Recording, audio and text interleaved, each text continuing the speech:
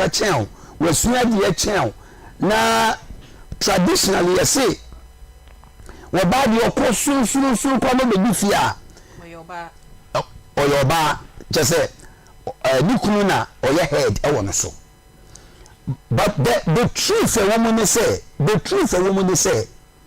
ben bia we yiri or standing a better chance than you know. So we manage you, it is one of the most difficult thing. 87.9 Mama tu na boase. Yan fa ne say we e bema na we yi sua de but you got him say headship no leadership. And it has nothing to do with money. It has nothing to do with money. I will come to that. It has nothing to do with we use car now we use car. So we use car. I was saying with leadership no and managing. What I say something I mean you na me make problem and challenge wo. It may no example say we a be man na bia we o sua de or climb educational ladder bi we bema we or pursue district assembly an assemblyman or pursue bi we so we what they say obabo so se na me na dom na assembly wo kura no to ko di ho a okoya assembly woman a obeko ni meetings obehia mpanimfo na wo be ma no we lack leadership qualities and some will say Ghana wo na we prayer tower for leader sa wo ba no ntimi manage no again bi na me ka se bi ofia ha na me nim se de ya na capacity nsem na say okay and my ya wo no to be honest with you Bible there authoritative book bia anase book bia a guardian may who how we see aye niam bi. On the other hand, you know, enye bibia na betimi de Bible aye. No example. Mabeka ni fia pense oba oye ne maame ene ne papa abakan. Sa oba no so okwa asori oye naturally born leader. Yes. Patoti. It is how oba ni ko ware be ma oye ne papa ne maame ka akiri a. Ensem besi. Me kire mu se oba wo ya abakan. Oba wo ya ne papa ne maame abakan. Ni nyanu ma di na chi. Ole ne dware wo mu. Sema omo maame no kura a very busy woman a enyume ye dware wu nyanu no. Shemo omundidi, shemo omunna. Sa first born no naturally no. O play leadership no obi. A woni na se adasu kura no a. Odi be ye niema. Wo so we ko maame no papa ka kire be ma no. Tie ni o. So we brothers and sisters a wo mu di emu a. Yes man, now we take instructions and we naturally we nya kwan lead. And I will say that we now obi a wo lack leadership qualities na. Sa wo be intimi lead no. Because often kwala blame no, we lead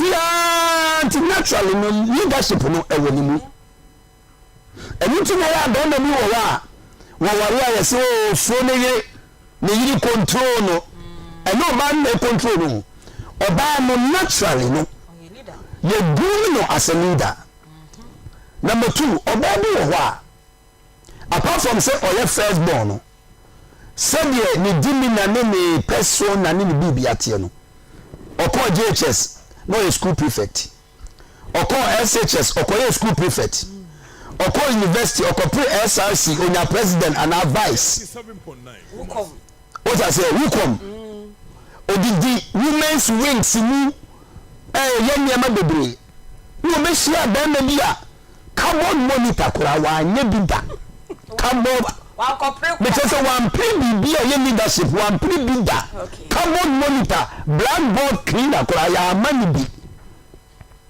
Ena osala ki leadership. Ewofi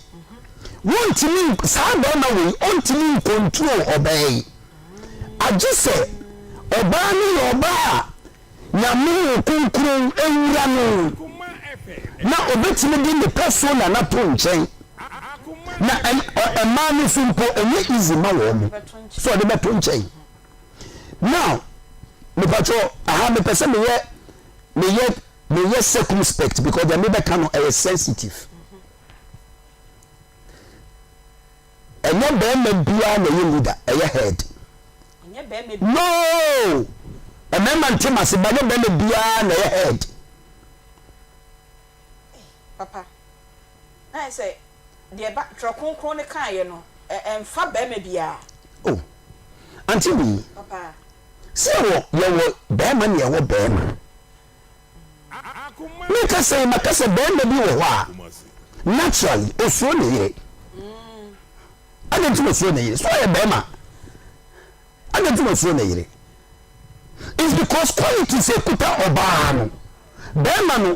bia you supposed to manage your wife and you headship no headship you ka say be ma your head a enya head ne say uti table ho ye je aduane abesi ho ha bra mi nsuo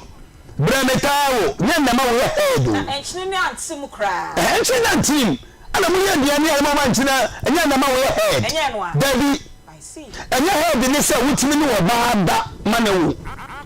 head ne say oba no wo lead no okay the ability to lead the woman ana ma wo head okay Aunty Bea there me define headship no the word head you go for free the pediani pateti ni o you go for free the pediani mu head no dey no eni eti bema you see for your wife okay you can say bema your head you see for her okay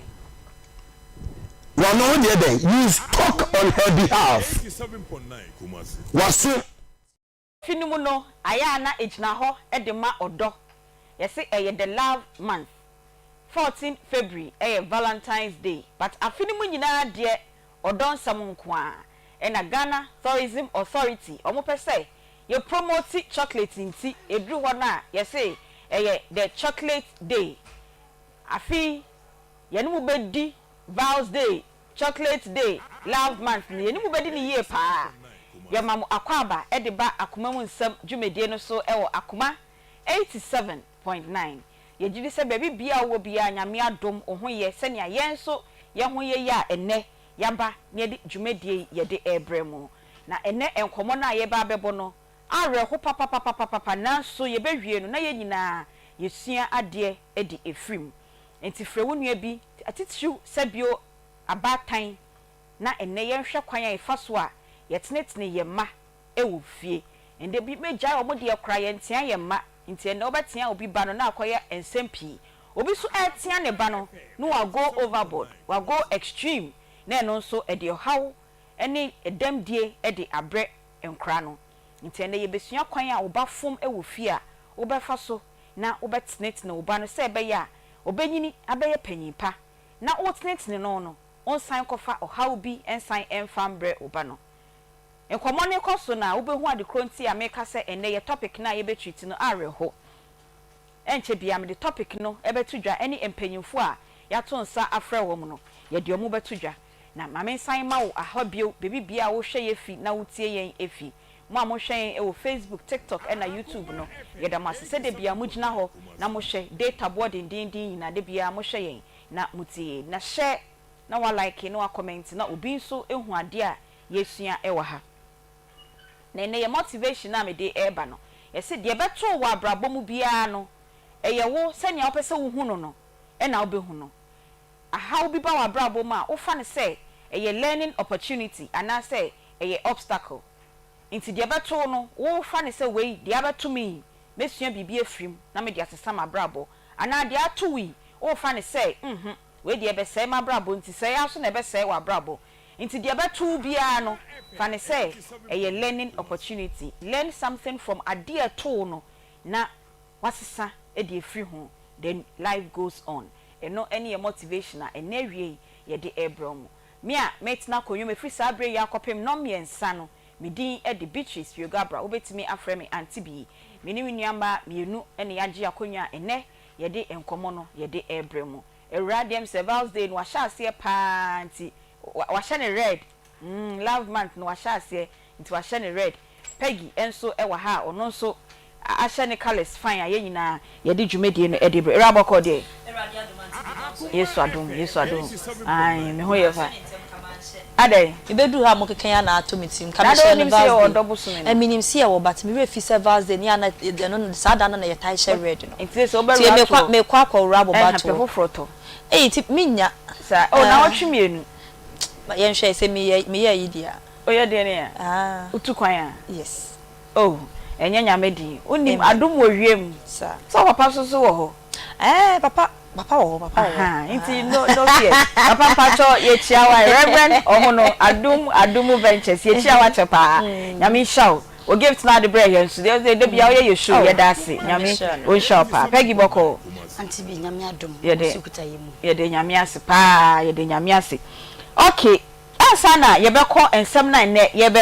beka no eso no you see about blind date so munya mama information be abiom ti menka ho hwe e kopem say omode information no enyina beba because last week ye bo who dey rosa some ba be update ye update ni nyamba ye ne de me twen kopem time Anita ni owura on ba be update ye na yen see update mu but enim say ye den ya blind date bi e ba so na enne ye topic na ye ba be kan me di kan ni me nuanu mu aboso kakra bi esan sempanyimfo ne gye akonwa bia na obe nyamre ama me kire omadwen e wo ho biom yes what is the correct way to punish a child yankoma ye boy ye premised on takrade shama miami krom shama asem bi esi wo se maame bi ese ne ba 14 years wa fom no e na odi aduane apanish no say me ma wa aduane eni e na akra ne de ho yaw e na wakosen ne ho ma akra no wewu 14 years or class 5 na your call back ye hwe ye wo se enkra committee suicide pa intene ye nkomo no e 2 ways se wo ba fom wo fia e kwan ben na wo se wo owofo no ba tan ne papa no wo fa so na wo twe oba na so e na die ne be ka akra 14 years say me ma me se o ma meduane enni entime ko san me ho ana me kodi me ho awu e den na akra sa akra because ye nim se nkra 19 years na me go I a research kakra bi na me hwe se enkra 8 to 12 years se de omusi san omo ho okrom ha no enya asem keto anti be bisa ende ye benya doctor bi wa ha ne bisa ne se enkra sa no ono akra de na ekoso na dwemu a ne maame aye ne bone ne papa aye ne bibi oseme ko san me ho but era maame bisa e kwan ban na ofa so tenetene me ba no so ofuma ofa so tenetene no Aunty Bea mpacho maame mfam free baby mewie baby awande na ye me de wo kan bibi se enkoda 18 years 9 years yes first 8 to 12 wo mo sen wo mo ho ye musa ye ho na ye hwe baby a omusua asade ni free e den na ka omo he na omusua free ye sese bibi kire wo so bibi ye wa homete wunye obi ne nhye na etete wa fa homa fa kosan baby na fa wuti wuram na twa ho akonwa na wugina so no like me nkire like na hye ho akonfo he fa na omusua no enani asem yes eno na kire sa awofo no e fa baby enye adwuma yi because ni sa akoda 8 years ohun sa na ma we nyina akoda 15 years ni so ohun sa na ma we nyina kon ye fa so sha akonfo e de ne ma ni hu se ne ye fa so sha akonfo smartphones na de ama ye ma no edi yewu is causing more harm than good. It's high time I was here me ni kon kwara na ho ma memra de na ubisa okay me mani say kura be mo wada wo o sa o me grandma wa honka o me Canada I see ena nyame so adom nyame adom ye mpanyifo ka se mo so obatie wo asem anka se woni batete nyame adom okay wodadin won kasa so wo home no kanu ho a na baby adu enya asem ketua ono de obi abedi adanse na nakwa me de on kasa oyedi ena no na obi twem ena na mene ne ko ipa no ye no se eye baby o ko school ne headmaster o bat ono no wona sa master ne ni o ena o se na madam for na ni ku na me se master na so den o se da bi akra we de maintain no kra ne kasa da na me se ai saa no bi eka nanso ya ne tifia no ene enim se de ositie se de amanfo de ani so wo hye hetuetu no nyame adum ntia de ende ente sa but sometimes o ya de na hye na aba na me ni gina na me bu afu na me kasa na de ba akono no on fiu kra obekwa akohye dem sesi ene okwa akoso TV no not na ho a ubetimi aka ma de ache ommo wa on fiu se bia no so ma na dua no de menye bi da nyame anim ne kwani me butimi fu me se na dua no kra woni sa da no kra na ne me show na yikese no we me na etwe se me su ko school me mafia so anti bi mintimi ye me mafia no so ma sha se to ne ma and no se Friday me te sa wo kan me mafia so ma sha se to ne ma no ma sha se to mitimi ya se we se de wasi ya made ye me ya maka ya wan fi minti visit me ma hwan ma visit oh me kwa nuane ahodo me yensa na me de ko enti anti bi enye kaka ne be man kra na bada okay enye ntiamu ne be man kra na bada okay sometimes o mutimi ya ade na eye ye ja as a matan but oba ne dey yesi wontimi ntu nsu no nkofa han fa nhyem enti ya atenatene na enti me hu ne se eye ahyase no ba no entete na wo de be ma na basro foundation level eno na hia se one lay foundation ni ya ma no ne wo ne ntem enkita hodi a eno na aka wana no waka tu no eno na aka hia no so aka hia no ba nyame anim ne kwani me de ende dabi anti bi me yese kroti ase me yese ya woti ase mitimi ya yo na o de eye mesoro twaso a wotimi ya o de eye mati twaso okay de wo chine ne se wo kana nim asem wo china nim ka obi ampe yes enti me yam se wo china nim ka so nya de eye ti so be ye pa kan se nka obi wo ha na nka wo gina dabi obewura ba bi sesi ade ne ti akote o magina ho kra obekwa akowura ba bi enti yesre ye ho ekwan ya be fa so a omo sha ase ba no foundation eni omo ye de omo bele ye bela ma omo no eno ne ka ho okay enti anti bi enye kakai no enye hehe no eye boko but mani hu sa ade we ni enye we ni eye yen kase ye de ne tene dabi ye ni akora bo ne ball anke de omo nyina akogu so sometimes otimi ya de no wakoma se peja no to tene be bi peja ko enye yi akora bo ne ball bia ni ba bia se nke bi wo ho de a e bia anke emu binom ke de bia ko nanso se ye ni akora bo ne ball enti no yeso ubende obia entuma agufin ye na demu nti anya krampa na ya yesusu nton wo mo obi ba ya de obetimi aka no what so fu enyim se ne akracity no what ton sem no no what kan no be hu anu wo chechem ana me ba so mesi ayi mi sei me ba we ya mi sei mo na wo ton no na amanfo to mo na wo ton kwa abonte no na mo to afa be wi ase na sabi ya mamre mu ni ama yenim sa honhom wo ho na mo so asom o masom afa na edi ye maninya wo ba twene ho awonte ase afa na ada ne mpaibɔ chini na wo chini mpaibɔ so ne ade wa hwe nyame wa so na wo ton wade nyame amemu ana anyi na agi nsemu enti yesere nti eduane de ye mfa mpa dabi anti bi mesi sa oba ne ye bone a sada no kwa na wo so ma ne didi feel okay ono aka so obedi a wo so to was in na me ye bone na me na bebrebe sei ene we de se me die wi am yakokume enso yenkum ye kire wo say bone na wudi na ese be punish nya aduane ye be punish se punishment bi wo ho ma betimi abone ma na me toda na be mu anti bi stretch your hands me bob better you half five oh yes na ban say yembo ana school ni oh ye school aban ti me kire de nya mba o anti bi was here one say ma aban was say ma wan kasa okay ebe mi mu na me bufu a me kire ba na ye Sunday school teacher jo Kings me se posha ma me Ken posha de pa me se bra me oba me dem ho oh yes anti bi me Canada me cha no okay ba me mo me say stretch your hands e wona cha opa ne be mu no me won frɛ me mama me ba wi ase e frɛ mama da ewra me so me nya bi na me se ewra nya bi me bo na aye adusua nti next time wo kɔ na wo hwɛ won nsɛm na wo de wo nsɛm na nti sɛ yesa na first week ndi ala wo baba no si ha baba no si wo na kwa me ha adwen but wo be ne day wa na wakofa otene ba bi no wakofa na ba wan ka so be ba ona ade ne ba ti ati bi sere aduane die sebi abonte sofo krampo no ye momo aduane di okay prisoners sebi ye momo aduane di koya doye ma wo yes enti wan kasa wo ba wa chim na wo no die aduane die wo ye bone se die kra aduane die yesere mate mamu fa nka men kra yo adwa Aunty Bea punishment be pa na ofu say yes ye de man kra wo fie Aunty Bea me dase yenko ni sei yese kire abofra no kwan pa na onfa so na wonyine a wanye yeraba Aunty Bea eraka se me o foundation no eye no kre nkola no musua fifie obeka se o ko school no ko sua ye wo awafo bi wo ho no mo a Aunty Bea o mo pentokwa ye pa obete so oba ne se kume wan kume kura menti ase na ode ne ho piepie o ye bema kume pa kume wan kume kura menti ase obete oba ne se ade ode aye me udi agwa mehye me wakonfo awu menum aduru me kama no aduro Aunty Bea enkwada so de ne omutifri wo mawofo ano no ne omutifri fie no omu feel se eya ade bi a eya ade pa enti na ne maame ana se ne papa wo ye den wo ka no enti no ode tu ne tirim na me maame kwa aka se kume ana se maame ka se oya mehye me wakonfo wu ana se me kama no aduru awu a ene me de me kama no aduru awu a Aunty Bea enya bibia enti ubehu ana akwada no ode ahye ne tirim echina bi utira nye ya de wo ka se obeya e bia na wo de bo ukuru ntrene no na akwada no okwakwakwakoye Aunty Bea de minim se akwada ya de a wo se wo tia no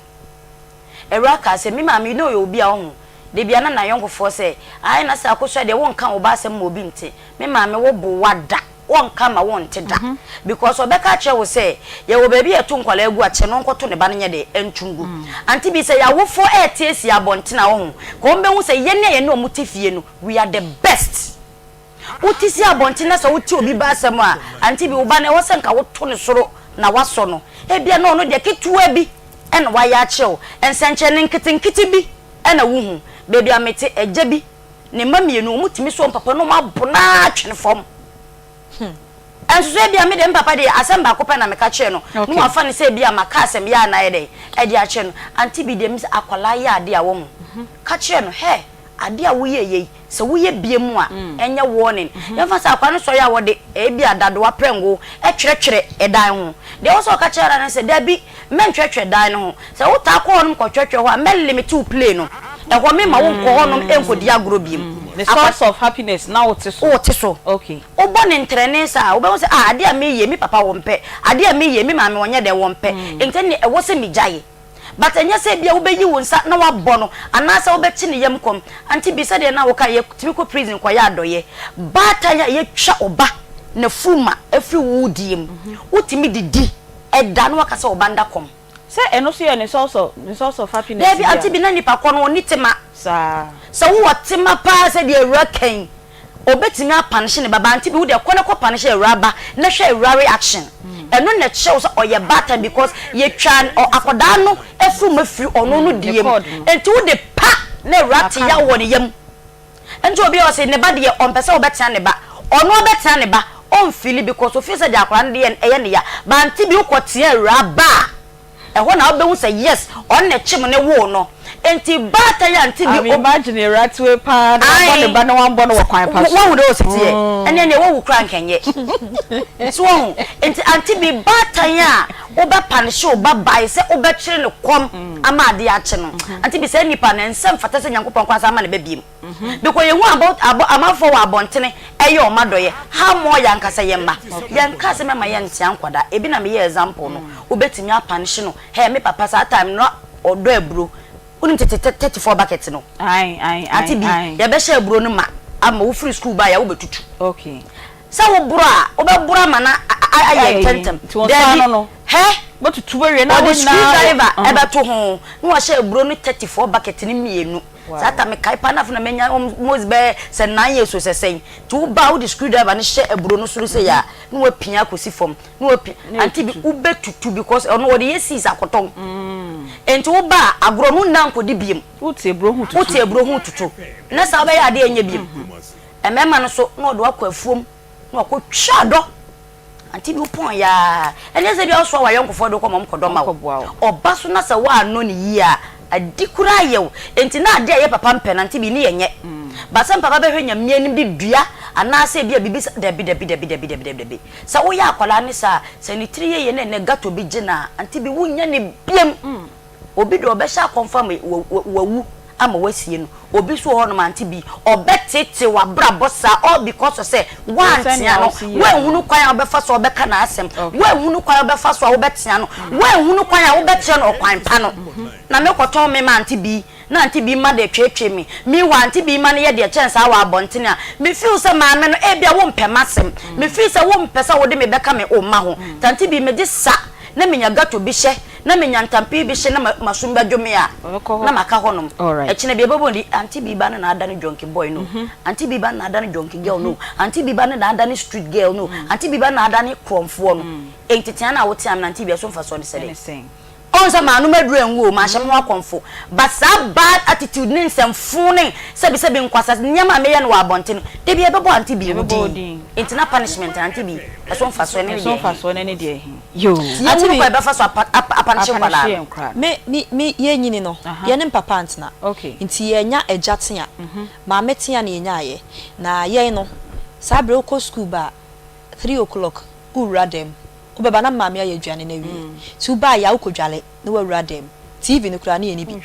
yes na wudi bone a ade obaye onie ubebu nkotodwe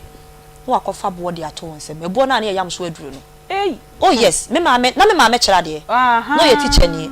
enye aban teacher o okay eyi people teacher ibi ti on de ken de onim twapa ti so di nsabone no otwa o sa na tada so na ebem na so wontwa wa o si bu nkotodwe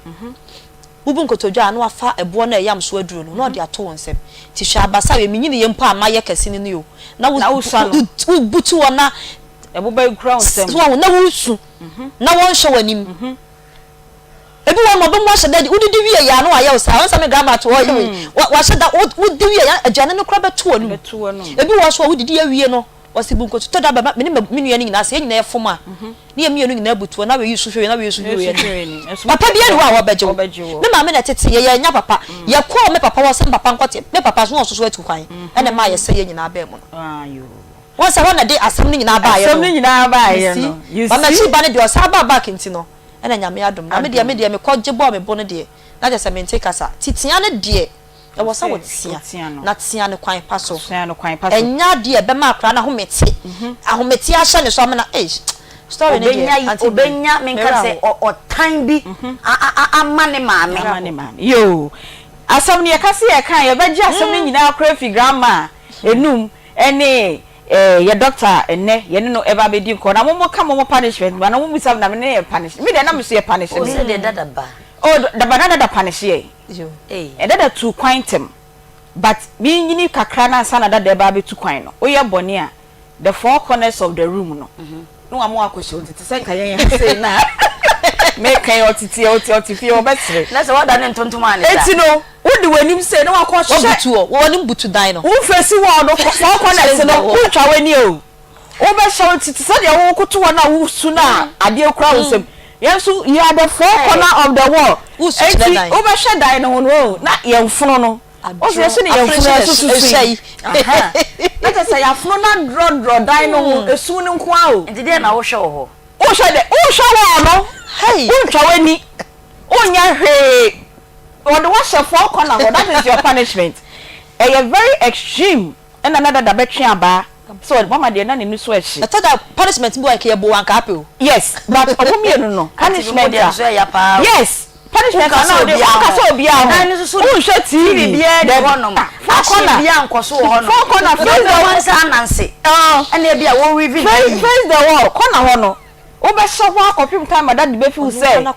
punishment no enough mama be feel say punishment no enough nyina ho no kura ya se ona kokom na wusu nti ebedu be na afa ni enyam penti ho no ba no hu afono na dodro enya ya me kwa o ye nyina that was our form of punishment remember ni nyina yes men kai say ko soja di ankasa men kai say otweaba say aye bone wo boye men kai bi obo mo maka na me mama de men kai say ye tweaba but face the wall de ojibi o mi je na me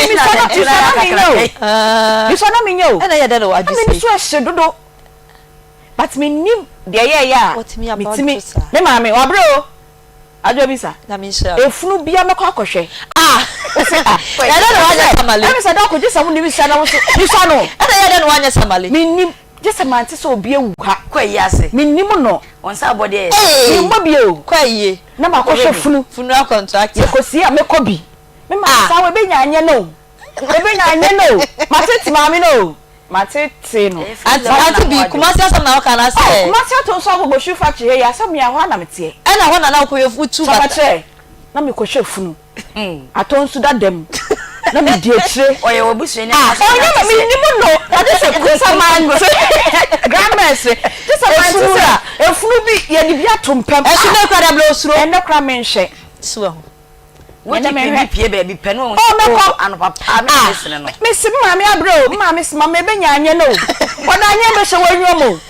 me sim na me ko no na me di o me na mo ye squad na ye nye squad me nko aso na me se na ofo na ma na me nim de na epia me na me hwe ene bia na kanye wadwumani ka bia be samale na ya be chese me hwe funa undertaker jai afa me do secondary school class school me se me nkobiom mass girls but the funu me ya me se me de me se dua bi wo school mu ho ayi kels gunitiri so na me na me be fia ba kanya ni sort ya me obaji wa obaji just be why I did that time na no wa control charge me sana na ebre oh mama na ye frɛ no oba ne so 2 weeks bia me jersey na me mana ho de mama say na mama to school yent na me so mini made so school na me pem na nyame aye mi say me so was sorry punishment omode efa mu kakaka na nti ene ne ete wo ye ni ka no enti obi afa we ma me just na madam moku no hura na waduma nam so nko na ko so madam moku me me see girls e dua bi si kuma girls so no she really girls na ma me see to school ma nko na wudu ya what see ekutire so ehuna school mo o tie adwuma ma nam na mepie ho me nko school ni bi anti bi dua bia na wahu ne bia no na ye dua ketewa ne esi kwa yi mo o ya de bia kefu de ma hwe bia wahu ne bia na ti bi na wuta ne da wani me fa ho ban ade ba chi mase akohwe biom anti bi wa say we dey just that crop na anti bi so cha say yo ma no for yes ma ka krawa e bi de be kai punishment e dey the one etienne yen komo na ye bebo no you say what is the correct way to punish a child na ye wo ye maame penyi grandma ye nyina ye grandma no ye friend madam Kate Opoku or your retired educationist some educationist wo say teacher for say you mu sit net na nkra no enti ono an ye de beba no aba cheche yen o wa ha we drew ha da be 11 kra na grandma e wa ha oni yen e ba di enkomo ne ni efi o ye bad time o san ye o cheche ni awakọ pension enti onim kwan pa ye fa so etnet ni ye ma ena the aspect of enkranketwa ne maami atia no ne papa atia no ne buafu nti okohye no ho akonfo no edien ene be hye enkranketwa sa se ono so onhye ne ho akonfo eno so sa enkomo no ena yebebo na ye wo ye maami ye benya ye maami Dr. Pearl Edunyako oye psychiatric specialist e Okonfanochi Teaching Hospital ono so baba be kan yensa wa ha na ye ne no abo enkomo nti ene de enyi we fidie no enfri ha as usual senya ya ye ma mo amwo abonten na ye fra muntimi enfre no yakwaji ye nuanom bi so opinion emrepem no ye bebo ama munyina mo so matie emrepem no so ye activate phone lines na won so wafre na wa baba be kire wadwen nti ene san komo we ena ye ba bebo. What is the correct way to punish a child? The correct way to punish a child na eno ena ye ne enkofo mpanyufo yato nsafre mpanyufo a ye ne omo eba bebo enkomo ye wo Madam Kate Opoku or your retired educationist. Madam Kate Opoku or your retired educationist ena Dr. Pearl Edunyako or your psychiatric specialist e Okonfanochi Teaching Hospital mpanyufo enenne ye ne omo ba bebo enkomo na senya ye di kan enne ye enkomo no ye premised on enkra asem si fie pe o se me hye me ho akonfo na research kakra ne ye ba be topic yi ye hye ye search ye hu ye no ye se between 2000 January 2000 to March 2022 enkra 29 ene hye akonfo enkra 29 between the ages of 8 and 12 between the ages of 8 and 12 na emu 22 eye emema enkra na ekoshom ha akonfo 22 eye mema na chese emu 7 eye ema na mode of suicide na omo committee no eye de omo de ahoma esign won kon nti ene yen komo no ye de fa de si wo shama weekendi akra 14 years de yetete ene se ne maame se waye boni nti o ma ne duane ena akra no ahye ne ho akonfo enti ebisa ye ho say what is the correct way to punish a child eno na ye maame educationist ye wa ha oye ye nyina ye grandma ye no ebedi enkomo no na Dr. Pearl Edu Nyako ono so ye psychiatric specialist e wo Komfanochi Teaching Hospital ono so di ya for the mental aspect of ye ne ye enkomo say akraketwa 8 years to 12 years e de ne ba o madwi mu a se maame atiame papa atiame bi ha me nyo bia ne ni nkomo na the best option any say mekume ho eno ena ye di sa enkomo nti ka che wunua se ono so fa ne fidie no ento ane hu telltale signs be mpo ena nkra no moda na edi wo fie a wo maame no papa no obewu se me be enya no ho a obedi ne ho awu no na ye nyina ye nsua ade ye mama kwaba e de ba akoma mu nsem dwumedie so ye akoma 87.9 ye okuma se askwa ye ne shopping mall no ena edi enhwani mu de bia da edwada 12:40 ekopim no miensa Monday to Friday ena ye di dwumedie ye di ebremo na se wo asem bi how bibi shaw so na wo pese wo de ba na ye ka se de bia ya obi de ne de ba me ye kana aside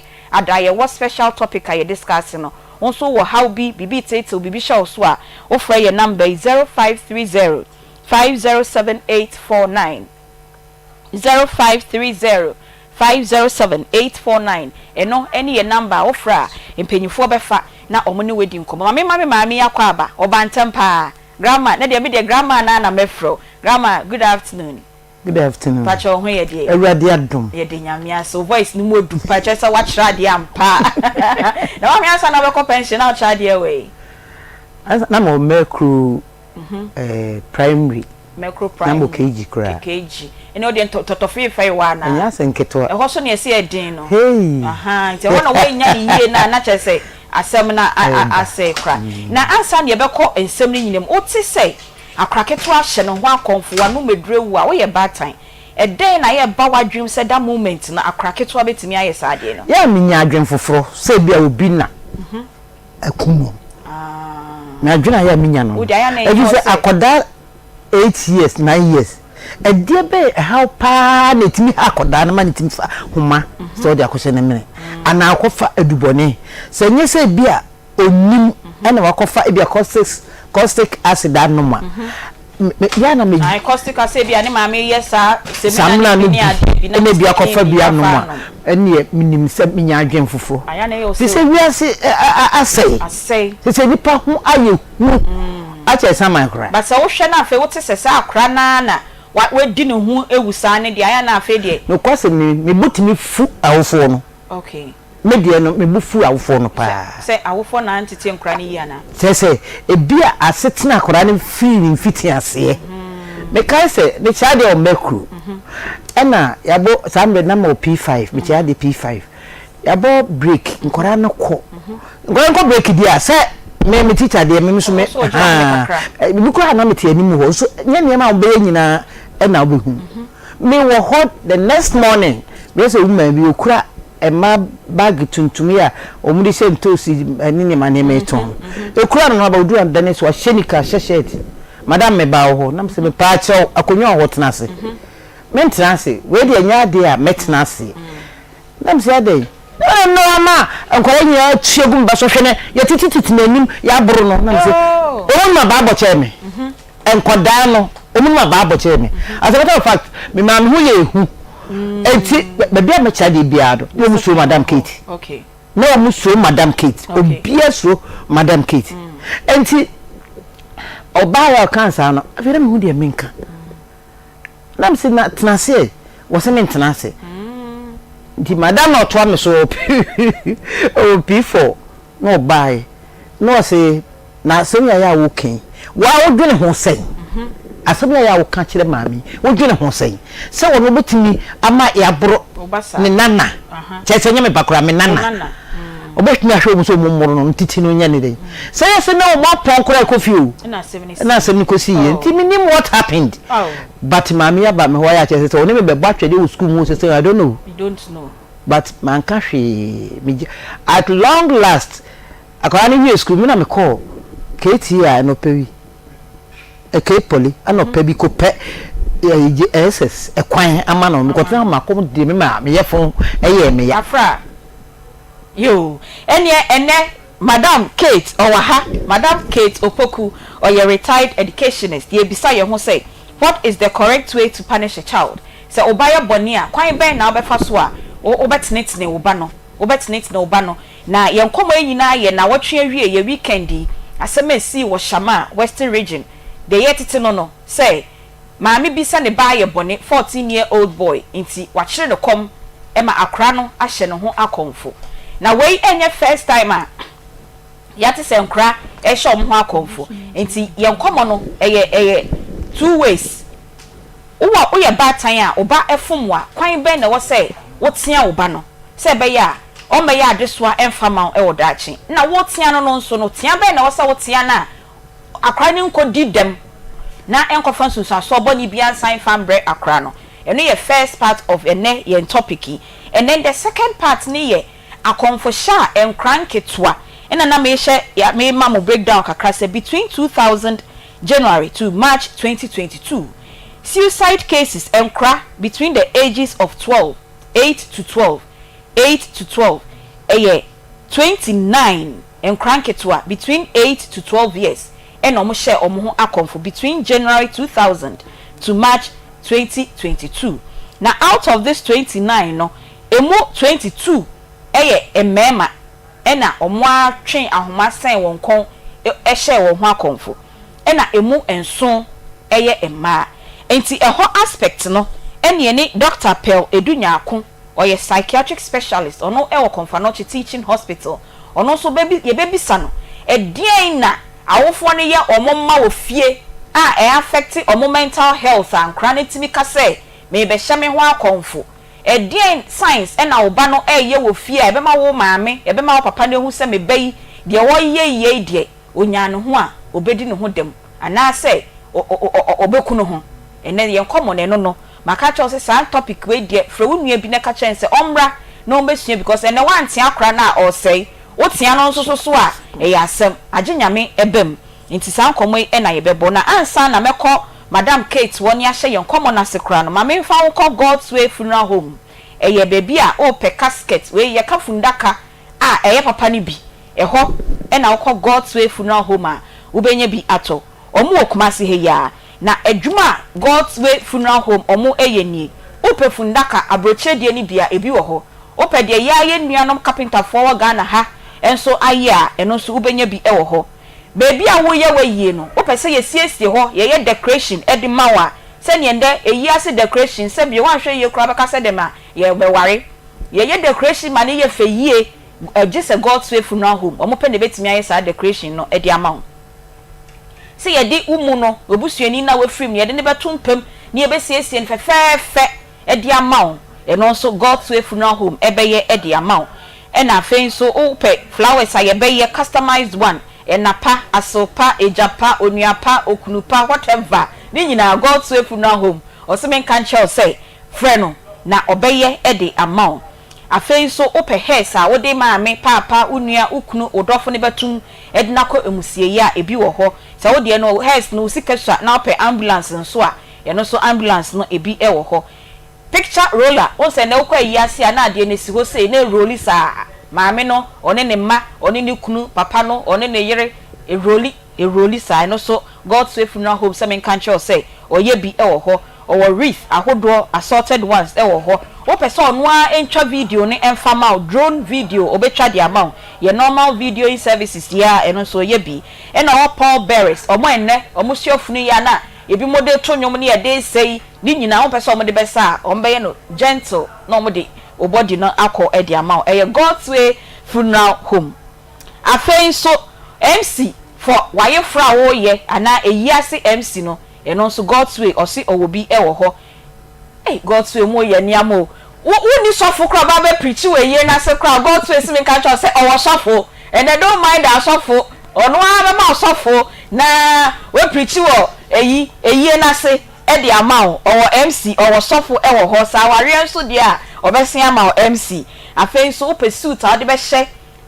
dipa na we free mu na oton suit ni bi e wo ho entade no so person no apama say ekente say ye lace eno de wa auto material no e de ba eno so God's Way Funeral Home say obepam o de ahye no e de ama catering services inuane enti God's Way Funeral Home de e ye one stop shop okwa ho no ma bi bia e fa ye no ho ne de Mr. Ofako God's Way Funeral Home obeye e dia ma me ken also hu baby a nipa krai omo wo asafo asafo de wanya wo kra no mo kra nka me kra me nti ase omo asafo omo be labor omo ni former cocoa board e dan no e na edi enhwe ni mudu ho no ma so ope uncle ato ubo ni din a God's Way Funeral Home e ho a e na omo ewo omo numbers e 03220 06221 03220 00621 and 0243 737457 0243 737457 and 0266194676 a God's Way Funeral Home and Chebia me saying abebo o ma de ton de no so biom aside dia mamwa because say ne ye no agye nyama wo krom ha say na nya asem keto akọ God's Way Funeral Home na ye no from the start to the end fashion nsa obeye bibia e di ama okay mama mbra ohobium na fe yenhye ene yenkomobo no ase say yeka punishment a o ye educationist o ye bad time o ye grandma punishment in the home ye den it's the kwan ben ye faso ne punishment ye den nimbisa sa asotwe okay na ansa na no menka we kakre episode for ngoma etia eyensia ne nchiche mu baako ekọ miensa ho no wo se mamuntie mo awofo asem awurade mu na yein na etene di wagya no nani na onna aware asase eso eyinye emra edikanya onyankopon edi amaye yesa ko mebisam so a etira duonu mienu enchiche mu a eyensia wo se kira bofra no kwan a omfa so na wonyini a wanfiri ho okay asotwe a esase edima emofra ensese me akira de mfia duanan 40 years na ba twire pa de me so me ba na mtese enso ba na me kura ba mamu na me twa ne to a enso na ewura ka se wotimi twa ba edu ebisida untwa du miensa wotwa miensa mienu na so wa obeti se metwa wa ba obeti se metwa wa ba nti ba bia me kira de bia na me hu che head no okay teacher for ntimi ka se why you late ko madam Katie ho on be twa wa ba okay afi me ya na me ya momoji mme wan wa gina katua o man bika ho edu kasa akora na ko se na se de me ho mfa me nti wono ano de asotwe a wodi mawa eyiyi ya na so de abada ma wo se ma ye ntwa ba enti abatwe no kra yenyim film na se yeyi film a yenim kwanya ye faso a ye betim de atete mofra sa akora na ye bone no ubetimi ama adia na ni je ho sa da no a wa ye bone no ubedi na no sa de no osu anenko de dodo na pe TV seb ma o memo dodo na pe TV sa da no ma na hwe TV no okay me wo me nana ba ko me nchen a o school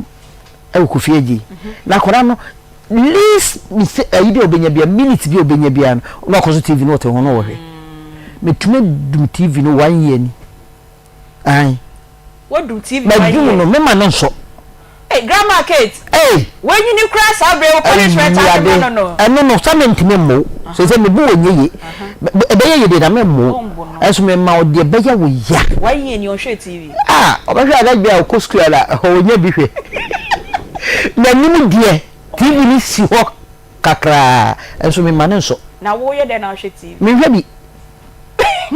yani Madam Kate Opoku or retired educationist we see enne ye kasa e dia fa ekwan pa ye ba eye bone a ye tia no ewo fie ono e kasa e dia fa sa aspect no na ye nkomo nyina egina se enne enkranketo a BBC ye ni osmafa homa me dia hye me kon me kume ho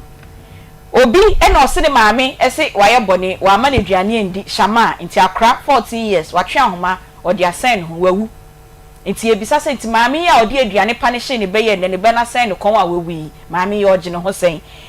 na the aspect a ema mental health ebemu no yene Dr. Pearl Edu Nyako or your psychiatric specialist or Confanochi Teaching Hospital. You may be so no so say ye mano and then the Komutima cra 8 years no found home no they are saying home 12 years no found home no they are saying home mental health in children e ho ono so be my education kakra e wo ho na ansa na ne de Dr. Menses waba makacha me say wa Menses enko yie bia no ko na koto grow fine me also fa me PR kra na me am ye adwuma ni nyina e de manu because I am a living witness and a living testimony. Sir. Living witness. Aha. Doctor, good afternoon. Good afternoon. But you hear this. I mean, didn't want to say my I mean, no, I ain't any nana menum. But grow fine day. I ain't never be a dear mammy. So no be never never be a my wife. Young quay. You are boss already a message no one Becca. And 1 year Becca. Was the idea how green yepa. Na me achi o tifo. Yen kan che say a drone Aunty Bea di kan wasem the friend grow fine ye dra yen ade ekoko na aye na obi obanum bibia wa dance odi fa ho oba no be ma no obia no maduro no a e won senkire na eyi ma no nenne ye be kan menses ho asem menstrual disorders die ntia unya menses na obo nsa no die ntia unya entwa die ntikura ho a emba e ho asem ne ye be kan no it will already so a fa number no ye wi a ne ato ankomo ne so 0244 59 65 32 0244 59 65 32 ye sure say ma onu obi a TV cc there be the TV dia so yo menstrual disorders ye ka da chese nsabuo mu haw nsabuo mu a enkoyie eno nti ne friend disorder no enkoyie ti disorder to see a put into order say the be bibia be fine na say the can say Yakopon bo wiase no ana obo oba no wamfa awo anka me oba bia enso nye oba bia ne benyaba sadati wamfa e banka me oba bia enso wanhwe ye on message nti unyaba adentra Yakopon bo oba no obeto ma me na so nga na wode nkusua ewo ba eto wa wodim ana eto yam ikusuo de ma on 1 million the sa 1 million no obeto ma me na so nga no na wode 1 million no to yam wonya 13 years no na aka 300,000 na che 700,000 ahye de nti a ahye ne say time da so wachim time atoso nti da bia ehye eno nti na duru me bia yeso aduru mpanyin fi so na enkusua no asa na enkusua na ewo yam no eye wo oba na oso obo ho ban efise enho hyehye da ho enkusua na ode ma wo no emu 300 ana 400 pe na obeto asase wi so eno na ode be yon menses eno na ode bi be faba na wa hwe ye na no num no bi so a wo de be se enkusua ni nyina enti enkusua na eye wo oba no na obebo ho ban na ade a ode bebo ho ban bi wi wasan ma hormones stronko miensa estrogen progesterone follicle stimulating hormones sa hormones yi na ebe gina so ama ohye kusua eno na ebe gina so ama oto kusua na eno so na ebe gina so ama afaba it wa hwe ya sa hormones yi bi beti ama disappointment ebetimi asiu kwan ama awo entimi mba adentra hormones yi etise electricity no it be ko on and it timber off it be ko high and the timber low. Yes, sir, a doctor for to the imbalance hormones and ma and normal and to 2 years or nipaduanum. 1 year, they will how be bebro. And no thing so your bar, yes, go from a drone, said the bebwa. I must have hormones a year, you must say, was a year. Cause hormones, I friend estrogen. A cost rubebria and more developing fibroids.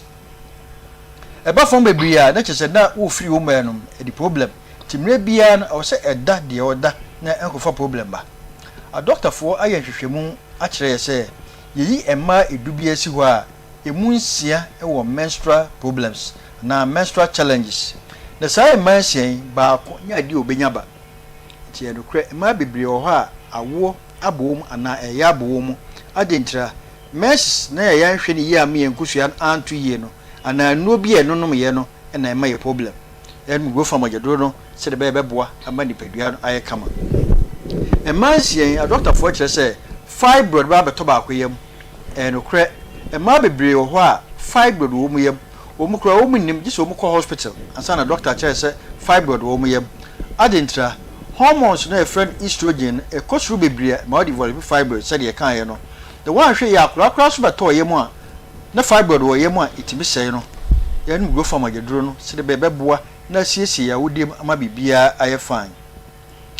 oba otoso miensa miscarriages onyem na asai onyem na asai ya de wo ye maso ebi kra de hye na nanum ebinum de hyese nyankopon na ama ye ba da bi nyankopon wonyeri babonefo so wode ba beto yem no sa asai no yare eno ti se hwe go fan chiri kwan na nonum se de beye wa wodie num yie ama bibia aye fine efisa ma wodie num no ma bebre wom yare bebre ti bi bam ebi di polyps ayete sabotan no tutukosua ne betomu a etimi pai akora ne nyina etimi pai nonum no awodie mu nya kama awodie mu nya kama awo no ebetimi aba obaba ko oka ho de ono de onu ni panyin fie so enso no abuni nsa premenopausal symptoms nti de ma me panyimfo na mu monipos no nyina no ono so oni na mu bi kyerɛ no go from agedro no se de beboa ama ni padua aye fine ye ba ne abekyerɛkyerɛ menstrual disorders mu ahodo bebiri na wo mba ko a watru mi ka ko hwe go from agedro no se de be ya da bone ne ba emeto go from agedro no se de be ya ni padua ne be fine na message ne so time so atimi aba kama wutie radio no a je number no 0244 59 65 32 0244 59 65 32 a doctor forward your friend ice cream period we your bar na obosume so na wontimi ntie aduane nse wanum nam se wanum ato aduane to wanum kra obefia yare go from agedro no se be beboa am wanum ate mu watimi adidi because we start menses we wantimi anidi ya nya de betimi afro yie the problems eneba your dear friend of pre-menstrual syndrome oba bi wo ha aka nenum na wotwe amanabu ne nsa no obia betenenka moja na eba ebeyi clot into eba the pain until so best start ya menses no wonam pain mu kwa go from agedro no se de be ya bibia be fine a doctor for to back within amenorrhea and amenorrhea obabi wo ha emfie du no mu ne nsa emfie num no on top pad yare go from agedro no wo de waka wano pe eba beduro ni nyina ye hormonal imbalance emma umenses ne mba go from agedro na bibia enye fine your dear friend metrorrhagia eno de man no cra friend tot bosume ne so na wotwinum ene eba o kire na atwa emu a 3 days na aba enye papa se de yankopon ye enu nie bosume ne so na wotwinum amma kra nye nenum na wo se toa so entwa na asan aba to obi a wo se problem na go from agedro no na nyi saa o hawe nyina free ho oligomenorrhagia ono de bosume ne so a esobu koba akopenu awie yankopon anya ne saa bosume ne so a o se flo yie som koba ko na ma de aka no de ye den go from agedro no se de be ya bibia be fine dysmenorrhea painful menstruation we na wo adwuma mu a wontimi pie kra o sedem ofifi inakoko mu opopo en eyi to clot sraw no go from agedro no the saa menses we nu na atwam onu go from agedro no beboa ama ni padua no aye kama menorrhagia yare bone saa obai ne bosume so a emma eba so a entwa statisa eba bosume ni nyina obeda bi obehu ne menses bosume mienu obabi okra yisi erase de ko hospital ansana etwa wan hwe ya de wo ha obeba no go from agedro no se de be ya beboa ama bibia aye fine endometriosis ene ma menu friend anidane no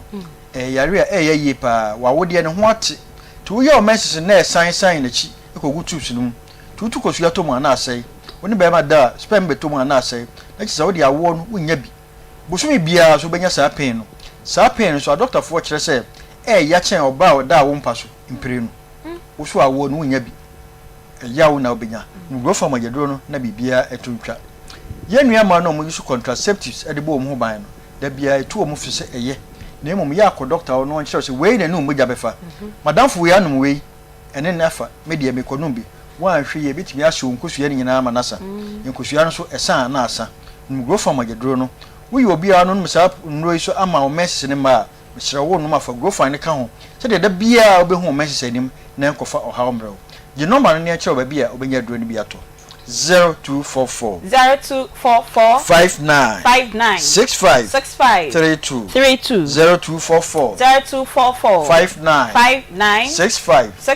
32 ba bia to aduro bia pharmacy drugstore herbal shops yan akasa so wakasa enama eto aduro no wo hie aduro no atobi aduro do kokoo da ho timesew eyimojaduro sonko wo na so wadi so briu wo ye adwuma wa wia so wo ye adwuma ogya ho nugrofa mojaduro no wo ho na onsade wo na yo titiriti waposo nyina ye oya bisew nugrofa mojaduro no mpompo obobɔ na epae a onu nugrofa mojaduro no bibia be fine obi dware wie no ade afin dwe ne ho ne nyina eyare nugrofa mojaduro no sade ya ka no se opa bi atu na wo nkrama mu a ko kan shi drug lane case work heba tinatet na naboache angel repash ruta obenya grofa mojaduro ni bi ato asama fo monko Ekus pharmacy house of drug and Awidama obenya bi ko for ria Gapsin pharmacy grofa wo ho nkoko hillside ana Aunty Akoma obenya grofa mojaduro no sunwan kapeba muze ana green light obenya bi tachiba himfie opposite Abidro depot obenya grofa mojaduro no takwadi pristia wasa Abidro fie obenya bi bobo so unique heba grofa wo ho elibo odalo obenya bi Cape Coast boachi ansa ana pena obenya bi sana winiba bisarade heba obenya bi wa obroni ana 1000 pharmacy tamale PK Gombila Asante region hadie say pharmacy heba drugstore ubawura ha obenya grofa mojaduro ni bi ato emre ni ti the number no ne ensre kwa Dr. Hassan Abeka Breno makokra mi bi so say mema menstruate na mema munum bia na bia meba bisawe wie ya aduro do ba timi no bema timi no na e ka se ema wo hormones sa hormones ye ema wo estrogen bema so woni de so atese enti eno so na boa ma mema motetero eye adwuma na bema so obema na enye dompe de hyem eye ntini ene moja edi mo afurusane enti moja ankom ye ne moja anko adwene mo ye a enya ade a bema no be sore o frɛ de kura wo muwa wo papa de onya 79 on fanya hwe ye o de baby pa bema de hia pa o bema hia ne chen yare bia o yase bema hia ne chen yare bia o yase that kura be come bema ne ho and papa abra na bema ne interested 0244 59 65 32 ya brother kwa kabe ba se bicho ka ketwa bi papa bi wanya be 70 say de wakan no nya diabetes no doctor di no man no doctors wa no ma e betwa nan yo o se man so be bebre me hwe e man bebre ne hwe hwe betrem no say oh wa hwe e be kun be mo say e de yare ye hu betwa de night ne man bebre ne betwa de man be wuri de e yare ne hu entina agbozo he ba se be mate ase ni kwa se ni be o kwa na do ade ko enye pa cho me man mutimi no mu aye na mutimi aye adwuma ye na papa de 79 won fa anya hwe o de ewi yeah Dr. Grofa na moto ne nka no e komo no sa ne ebo nene yesua de as usual say ne de bia aya yesua de na ye bisa say what is the correct way oba eye boni e wo fia kwan ben na obefa so a obetwi na so na yaba the mental side ne so enkro mu di omu ho awe san say yesi ye nkomo ya ye bo nyina eye akra 14 years ade ma me twi na so a ode aduane twi na so na akra ne fi say ma me na ntwi na so ye nti wakofa ahomade asen ne ko ama wewu e wo shama nti ye ne Dr. Pearl Edu Nyako enso be bisa ne say enkra 8 9 10 11 aircon ono ade ya na koso wona dwi mu a ne ma me antia ne ye ne papa antia ne ye nti no watwe ahoma e de ahye ne kon na wewu nti san komo no e na ye boye ne Madam Kate Opoku oya retired educationist ono e wa ha ono ye fa abatan de animu efie de animu na Dr. Edu Nyanko enso ne ya fa the mental health enso e de na ansa na Dr. Eba be kasa no ma me ka say oba eye boni e wo fia the first na betimi de atwe na so ne say ade ma na ni gie no twe na so wo ho ma me sisu bie ma me ye ne ento ankomo no so ade a ya abofra no ani je ho pa no wa so na tena ya wo no abedu mfie du na ya na mfie du minu ko no unim ade akora ni je ho pa enkanka se TV ya basui enti se TV no du time a ya nkora ni nyina hwe TV a na o china tena won che se wo ya ade a na wonsu ade ni hwe wonsu ade yo no okay enti se makom de no ense se wo di sika so ehye ne nsem awofo bi ho a se oya ade a na maame ebi maame na twene atana ne nche no na papa na fa kwan bi so kwasi bra na oyi kakra hye ne ntem na akora na akwa abonte akopa bibia di ansa na waba ekom de entese o ma ne de no obi so ho a papa no twena so no na maame ne de na de dua na kwose baabi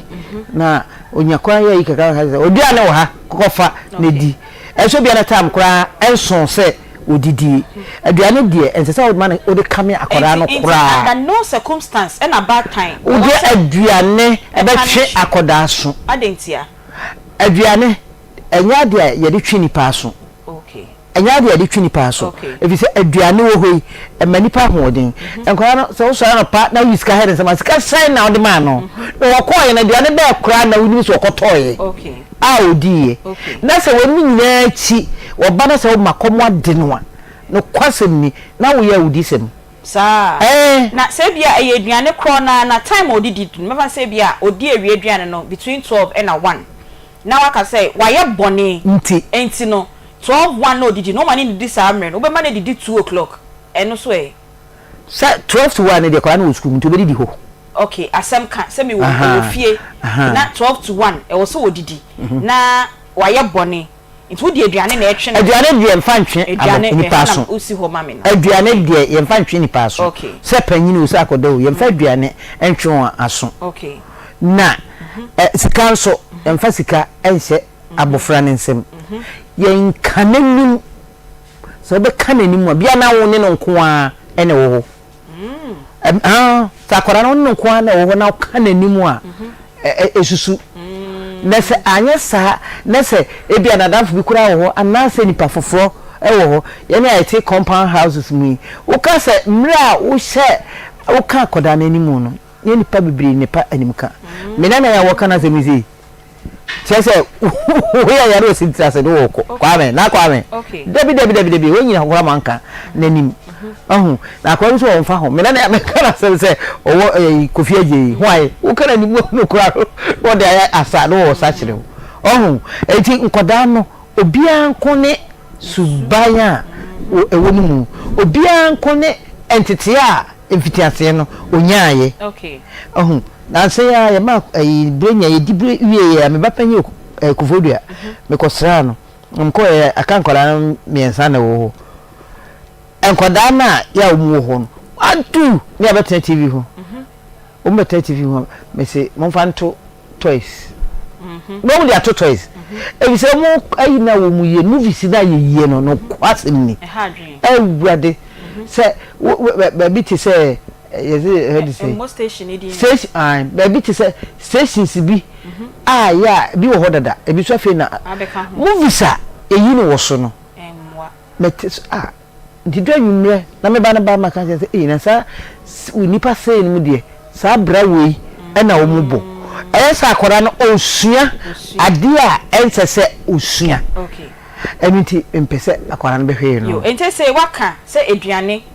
akora fomu a ye fe eduane ntwe na so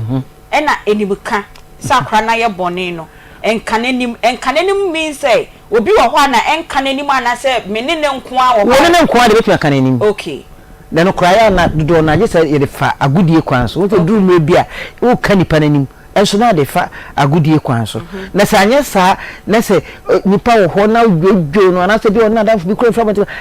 me asmasi adiwe me nka se nye bi da na wo yesa wa kunu wo kunu fite nkore bo ho a se be mo akoma esitie no sorry se be mo akoma esitie na asem kakra bi a na atena wo mumu enti wo adwene mane tra so so enti da akora de wo makom de na umma atwetwe a eyentra so na odi ama no okay na dey bio na betimi dey atwe na so a wo fu say wo achra de 40 years anyame adom akọ pension na yesi ye mbo na efie so me mbo me ba debi ma me mbo we ba bo no kura na ebro no nye ebro sai ni po sa mankora ne ye din ebro no awurade mankora ne ye kase kese asma okaniti se nye bra na yebebo me ebro na yebebo no etu onu se bra obebu ni nti onso bro bio obo na ma na skin no ayedin enti me last born say ne ba one abaya afi na kwara di 11 years ne we ho wore shey na wonsura hwe o mame abono a me se fia wo se no me kan no ntema se oh I see say nipa na se na ne be de ni atia nkra no na me kan se wo kan animu no na de fa agudie ekwan so me na na se mpese me kan animu a na no wo so na me se ade na wo ye so di jame na me so kan sa kire me a na me pepe what don't be stupid me ne ko awo titifo no bro fo amka me no kan say don't be stupid ade a me aso an say o meye menye no aja ho no ko ma san frɛ o ma me phone so esa so wo kwa no su di esa contempa di wo kwa ko fa ma me phone na si sere be ya me frɛ da enko enti ade a esa wo de fa kwan bi so so pese otiano a fafa agudie ekwan so enye ne de wo ya ne bubefu so wo ya de ne bubefu a ena de nsam nyina eba no wo ya de akora ne bubefu no ena de nsam nyina aba no wo se de mo nkura panmu no so to na obi ya wade na ubufu a utimi suti se lipa so jam no chem kra menye so enti nkra no so sa de ne so koso wo mu sa pepepe oh sa yenyina ye ade baako anwa kro ye de boy ye ni ebia na enti se bia e wo sa wo to bibi ma no sa atade sa empaboa wo betimi apanish na ka se because of say wo ye say na wanye say ni nti ne bia entade se wo sa meto me ensama wa meto baako ana meto mi eno ye form of punishment and I know they affect akra na dwen oh eno mo de se wono a wo trase no sese no hu se sa de we a me ye yenti ena sorry sa de we me ye yenti ena tade ne kai se me nyam yensa ya sese aye mienu ana aye baako enti onko hu bio oh enkwara no omudwen enti de na in fact dem tese obi aye bibia chese opese wo wi a akwara eti na e mo nwanwam fi so omudwen okay let's say omudwen pa enti yembra eyi formative years no ho na wo de wo se na wo keji hwa ho no kwa metena ho be 4 years ansa na me be fi o be fi aya na entity ye no a efri ho no ho no na hiam pa ho ni hia pa enti se eden na wo se maame ni timi eye papa ni timi ye wo sa omo formative years no 3 2 3 4 ho no se be ya onyini no o medru stage ma won tia no ma enye ye hyenkura no totwe wo sa stage wo ye ebi ni se mofra no ene bi nso amakom de won se de ye kan ya akwa ne basku ya wo se maame se woni sika no wa basa ebi na ayiri nyamba ye no kora no ayi kofo bia ne ya na nyamba ye no na nkora no bitimi ba school na bitimi ba school he adan ya bobo ekun unko break o se me paso woni sika ma maybe kura no mi hura mani bi anaju be donko ne fa na me ma no ne aye no esoro no sei no enti awod ehuro ba no makode da ho ti o makode da ho na panyin ni si ba fom so obegintema du sa ta be na awode no si ba so obegintema de so anti nam say yes bi me nam say man ko mu fi na ma ha da ma mo de no se da bi da so ho ana me say na wo be dey was me se begintema na ya yimienu na me yesa me yintema no wana bie pono no owura mu na me se na adai wose akora bi wose o kire na de na papa abo no nti obeka kire that time at this hour 1:30 am wow wose also obeka kire ni madam na ni madam ne na obeka me ye mo hye me sroi if say no matese okay and me sure say na ju time we pass akola say o papa abo no na me no be ka che me na me so time there now be meanwhile na mo me nso ni ho ma me ewu enti say costume say ya e break na nkora ne te ho ada e mo nko break ya papa so ni sika me ka kra be ko tele na wo yi me di ama wo mu enti me ye won sa one whole term me ye won sa one term na akire minya ayi no minya na fi yem hihye me sa ni asem no nti eduane de ye mfa mpaneshi akora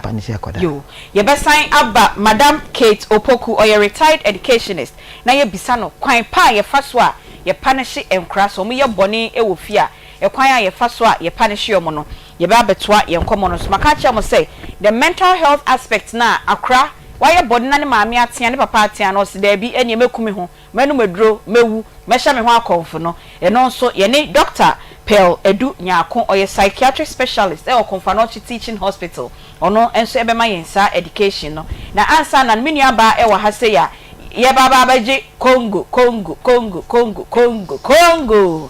just mami ointment and abrewa just so ama no Aunty Bea yo so ho ye de na me adomo ye de ya me ase yes ye ho ye pa ene ye hwa kratete wo fie na wa ye de na otia me ma no me say ya asemo twa to kakra na beto atra ho utwa no to aya mu nti o ma motu ya asemo to was esa na osua na so mu na kakra na ma twa betena se maka to se ye no okay me ma no me ye me namfofo sana sisi sana o fa o man na fo amoye ma emma eti mama o ma be ye me namfofo asa be ye me nua no sa no di nkomo sat enti ama se wo mo ye bone na me enti no mo easy kra na wo ye batan a wo de aduane panish wo debi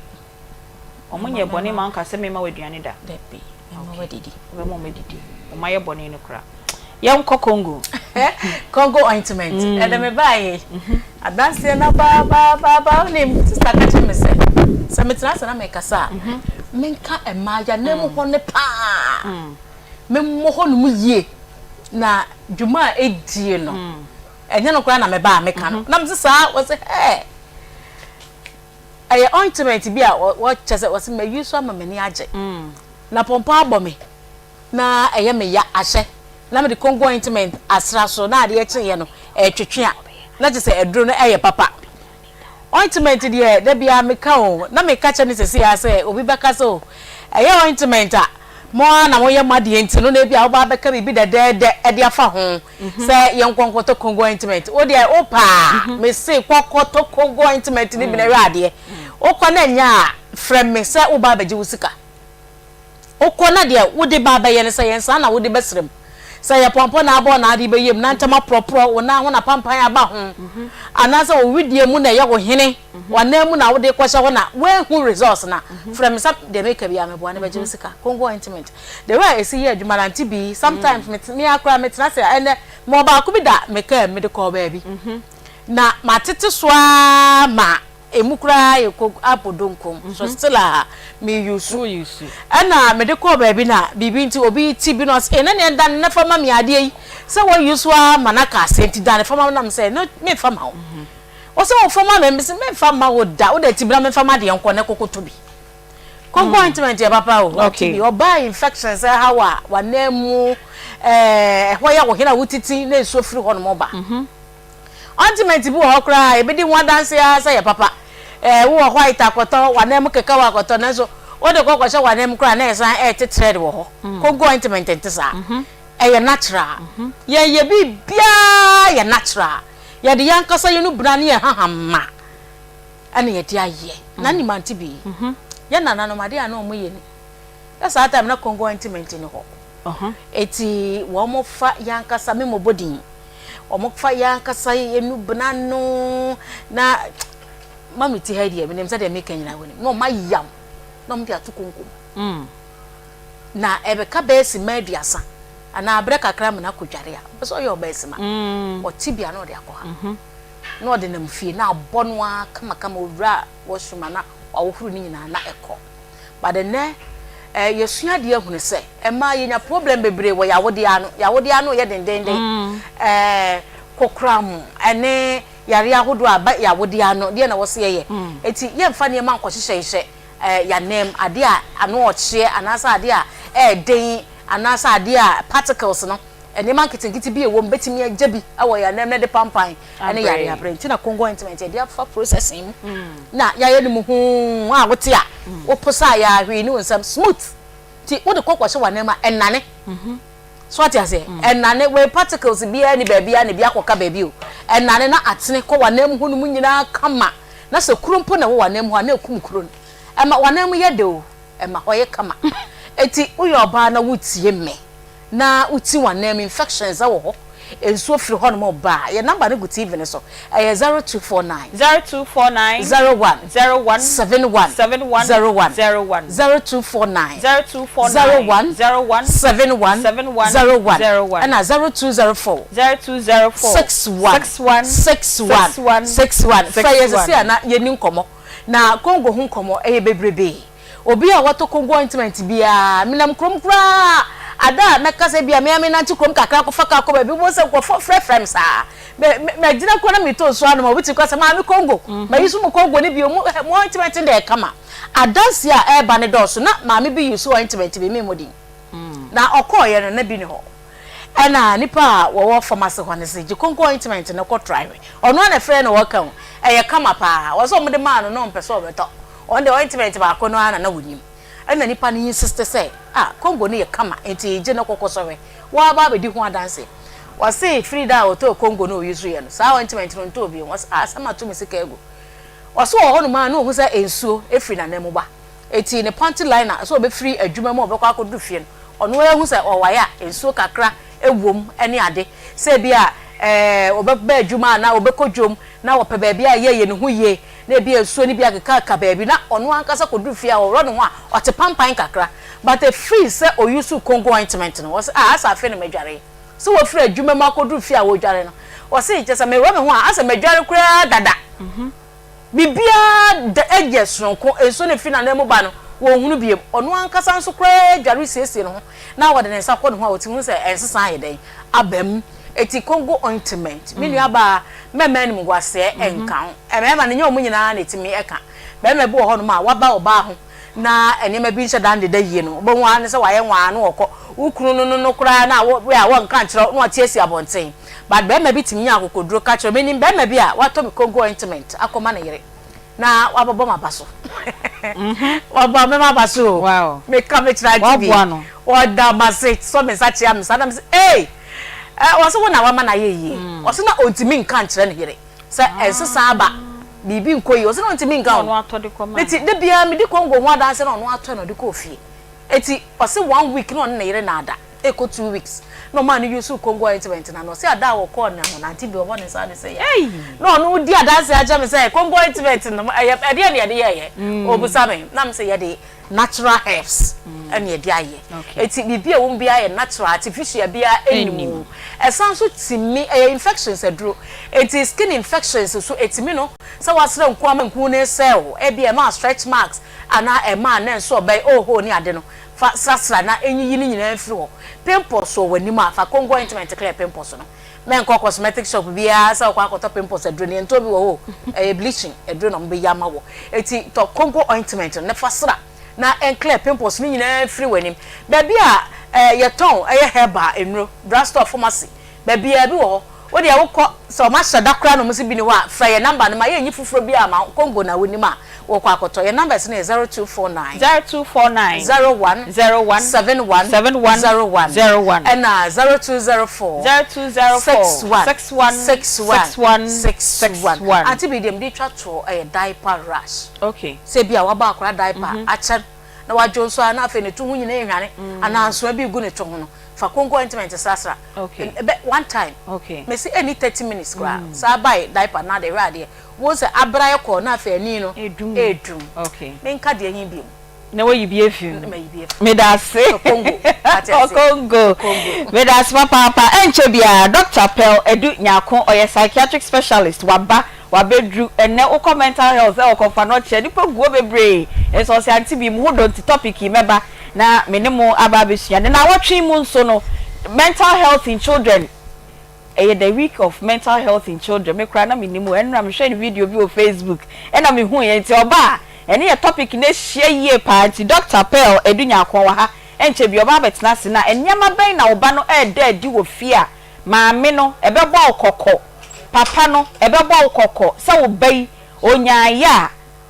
obehye no ho akomfo ana obefe dubone anom ewu ni nyina je se doctors ya ne betimi akyerɛ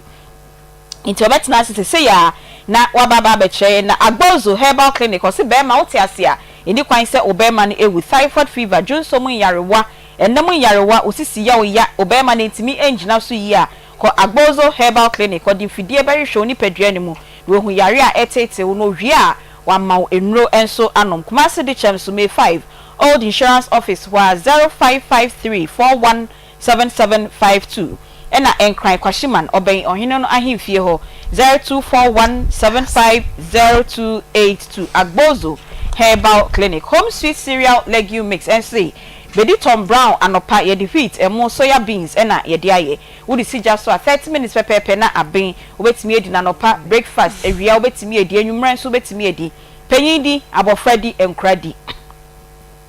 Ubenya bi wo Poku Trading KJT Dr. Mensa Edum KOPZ Ebuakwa Offense Tanoso ubenya bi ewo ho 0246697358 and 0546921728 Charistic Ventures enso ede Zahara enupa abedwama nso ohonam ya oya enam yarewa hodo ni nyina akopɛ Zahara enupa ni bi opɛ dodo etu atɔwa no wa frɛ 0246348334 and 0248569335 Doctor Afishiapa Yeshia ya che papa so na me wo Facebook obi kana senten time video no so me hu wo so o lunch mo ho kakra na mo so na watwe mo ye den enti yesha se third no okay which is enra enra ewo mu for na watwe ni nyina up to 9th okay children's mental health awareness week enti no ese se akwanya bia yebenya emofra ho asem wo ho no ese se yeda no adi say this year no your team ne say knowing yourself growing yourself just say hu no wo ho okay na wa hwama wanyini yi from crane de no from kwala no I see knowing yourself growing yourself growing yourself okay penyin de ne de beba May October nti afi me hwe na me say na nkra de so wo hosa na nkra de o be say na nkra de mental health de ye no any say ne nkra ye de no na ye kese nkra no I see so won say abofra bia anye penyin kitoa abofra bia ye nipa a wo nyini okay na wo widie no ba bia enyini otinwini enti wo bakora no a wo bonsa wo honam no ebesesa ebenyina na ebedru die ba bia ya wo wato no ehote bia no ene wo widie no efa enti e wo to sremu a eho weda no ebenya nsunsanso ewo wo honam no a enyini wo ho no ye wo to abrochira eho weda no ebenya nsansan ebi ewo so ne nsunsanso ene ye wo to ye he nso a eha de ye dan finfin ehwuba enyuba ene eho ne ho eba eno nso benya nsunsanso enti eba no sei a ye pese ye ma obi ani ba ne ho so se emofra nye mpanyini nketoa enyan kokon nketoa nkokon nkete emofra anye mpanyini nketoa emofra ye onipa a ogusu onye na saa na nipa no onipa bia ne waadwene o sabi yemfa samba yetwa tifiso ade aka nyina ye tontura adwene no na ehihye bibia wapede wonhyehyɛ wakonode wachiwade adwene no na ehihye ni nyina enti adwene no ewa akola atrim no so enye panyina adwene ketoa yesi akola wedi okita adwene kase dabi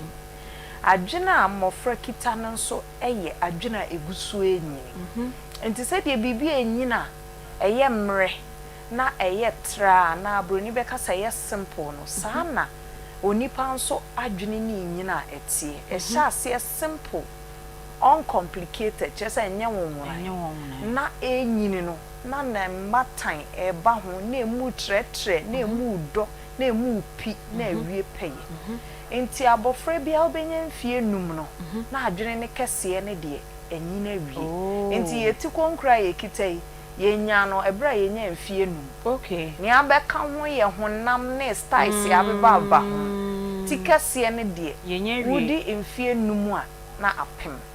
na eti ne ho kwan ya deda ho ni nyina atua na efe ti no konkra no eye den se ebebo adwene no ho ban okay na efe wo benya mfie aduonu baako 21 na efe esse beebi a ye wo to ni niema wa fam no dane wa adwene no ama watumi afomo ana wanwene anwene a ebebo ama watumi agudi ewu mu no potential na pi okay enti se ye kan kola asem a na chese ye sha se kure free bra wunyinsen no okay de wo maame no wo fam no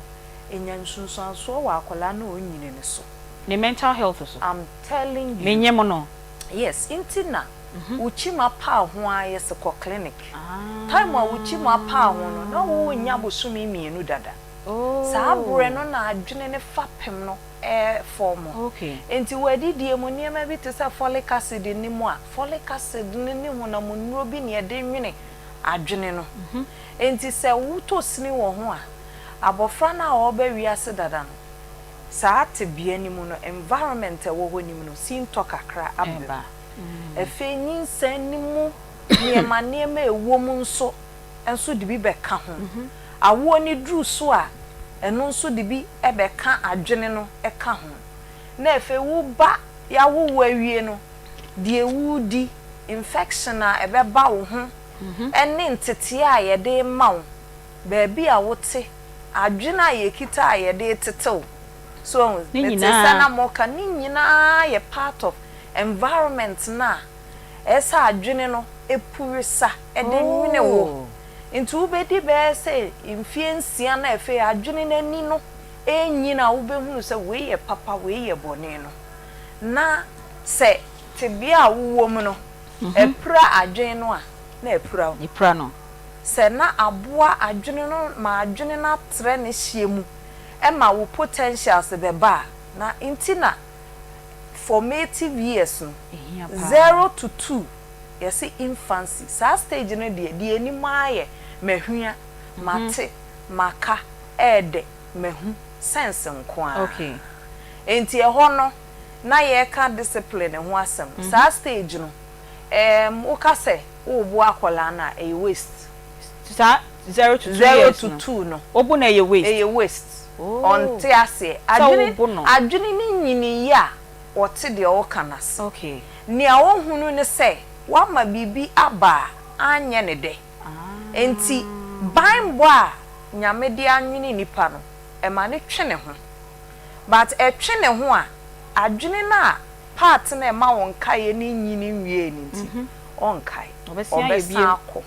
okay but enumpo no ye ho se onipa ba a wadi bosome nwotwe no nkaye kakra wo ho enti no entete no eno ye friend on nature eho ese shasi okay enti onom no fo but utumi eye bibi de tia no e de dane no so we mia ne kakra na okawa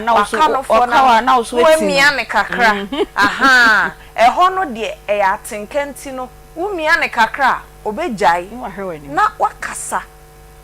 onya bosumi numu a ohye yefunum na okasa adwene no ote I see yes ohunu kanea enti ntete no ebi sha ase wo enti ye kan kwala mental health for your mental health start free 0 to 18 years 18 years yo Dr. Pearl Edu Nyako or your psychiatric specialist e Konfanochi Teaching Hospital or no enababeka Madam Kate Opoku or your retired educationist ena ene yenkomo yesi what is the correct way to punish a child na yaka ache yetie for any ahwefo say yenkomo ayebo yina ene say ene fie wotia wo ba kakra bia na akofa asem ebi de enkra no go extreme na wahye ne ho akomfo weekend ebi esi wo shama na nya first time aye ti say akra ne maami atia no na o say manu medro mepese mekumi ho ma hye me ho akomfo ekoso na doctor me shia de kakra for ne topic mo mental health authority mo research bia me kosua o say between January 2000 and March 2022 29 suicide cases and you recorded wo yen my Ghana ha enkra 8 to 12 years and a committee suicide emu 22 eye mema and emu 7 eye emma na mode of suicide no mo ye na ye by hanging yeah the quantity am wi am aba environmental health but ade am pese me hu ne say at that stage na me mama atia me dada atia me no akra na dan na it goes through in mind I be ye ne say me nkoye we mo me da se pa my auntie sa age group na se okay sa age group no omo ye the third group ye cheche mmofra mu a me ka 0 to 2 infancy yes ye wo 2 to 8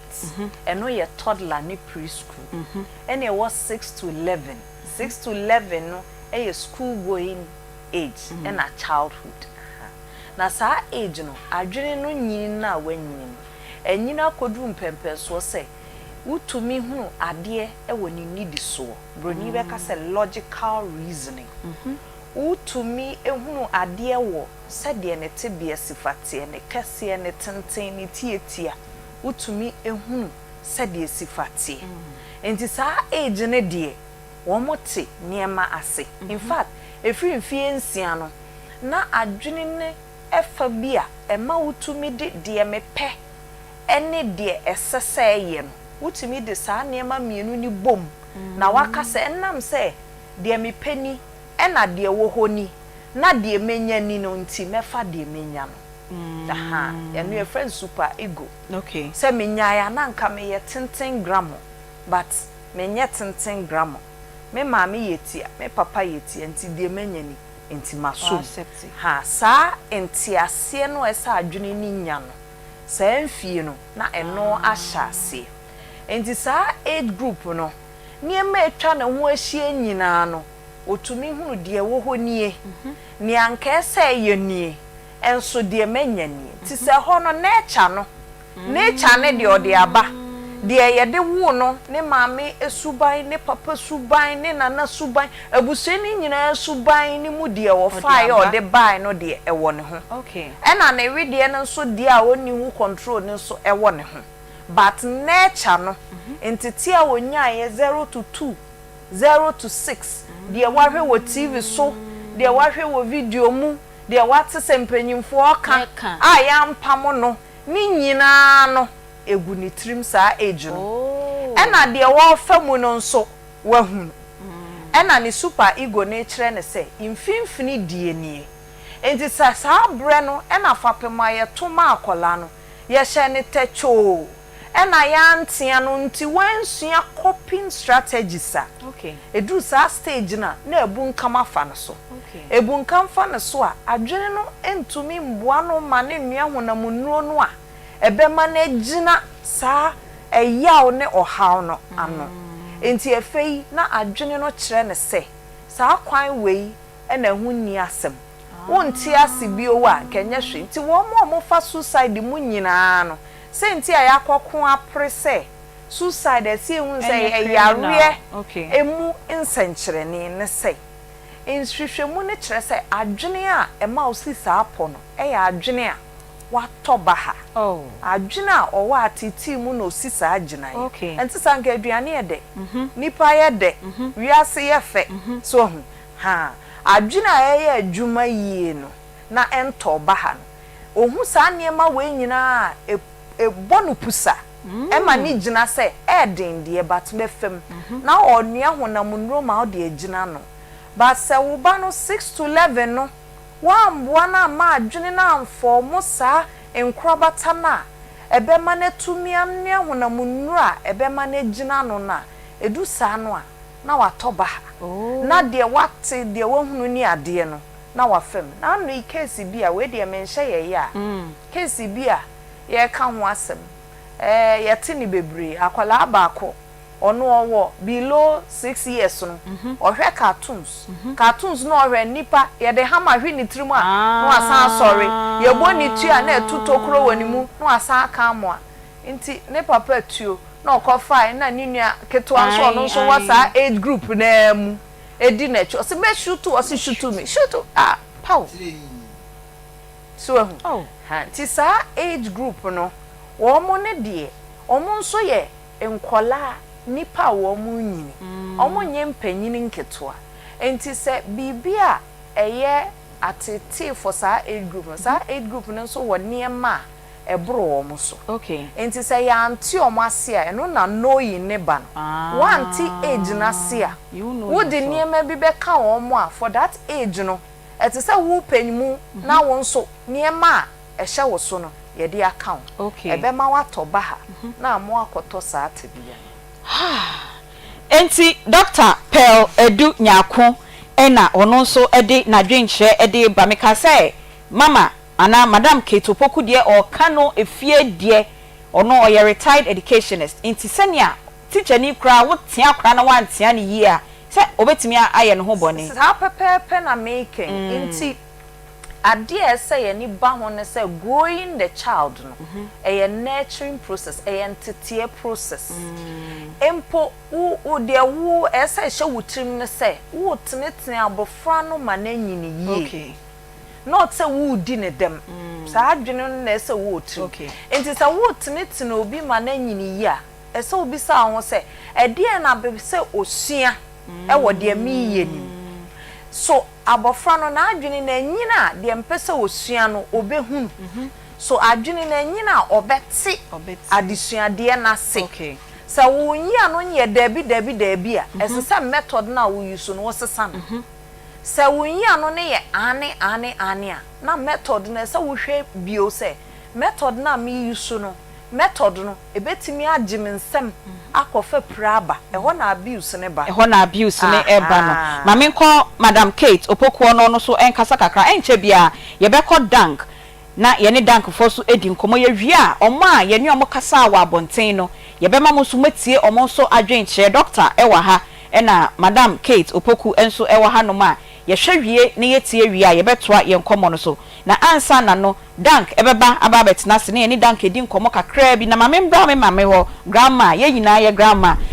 na doctor ekasa o say nurturing stage no ebra enkra no wo mu enyini ba no se tetwo hye no eba ho ana ayaka akra bi ho a wo hye no kra no ye ba ni ye na ayaka dia ma onyini na se bio oni feeling kra so ye obi bone a ote e woni widie mu se maka kra bi that nurturing stage no kwan be na wo say bad time o tete wo ba so that on shani tetro but o grooming no amana be nyina be responsible who say enkoda hui obi ehwa obi aide ehwa eti who say yes o ko hwa obi fie yes obi fie who say ebia obi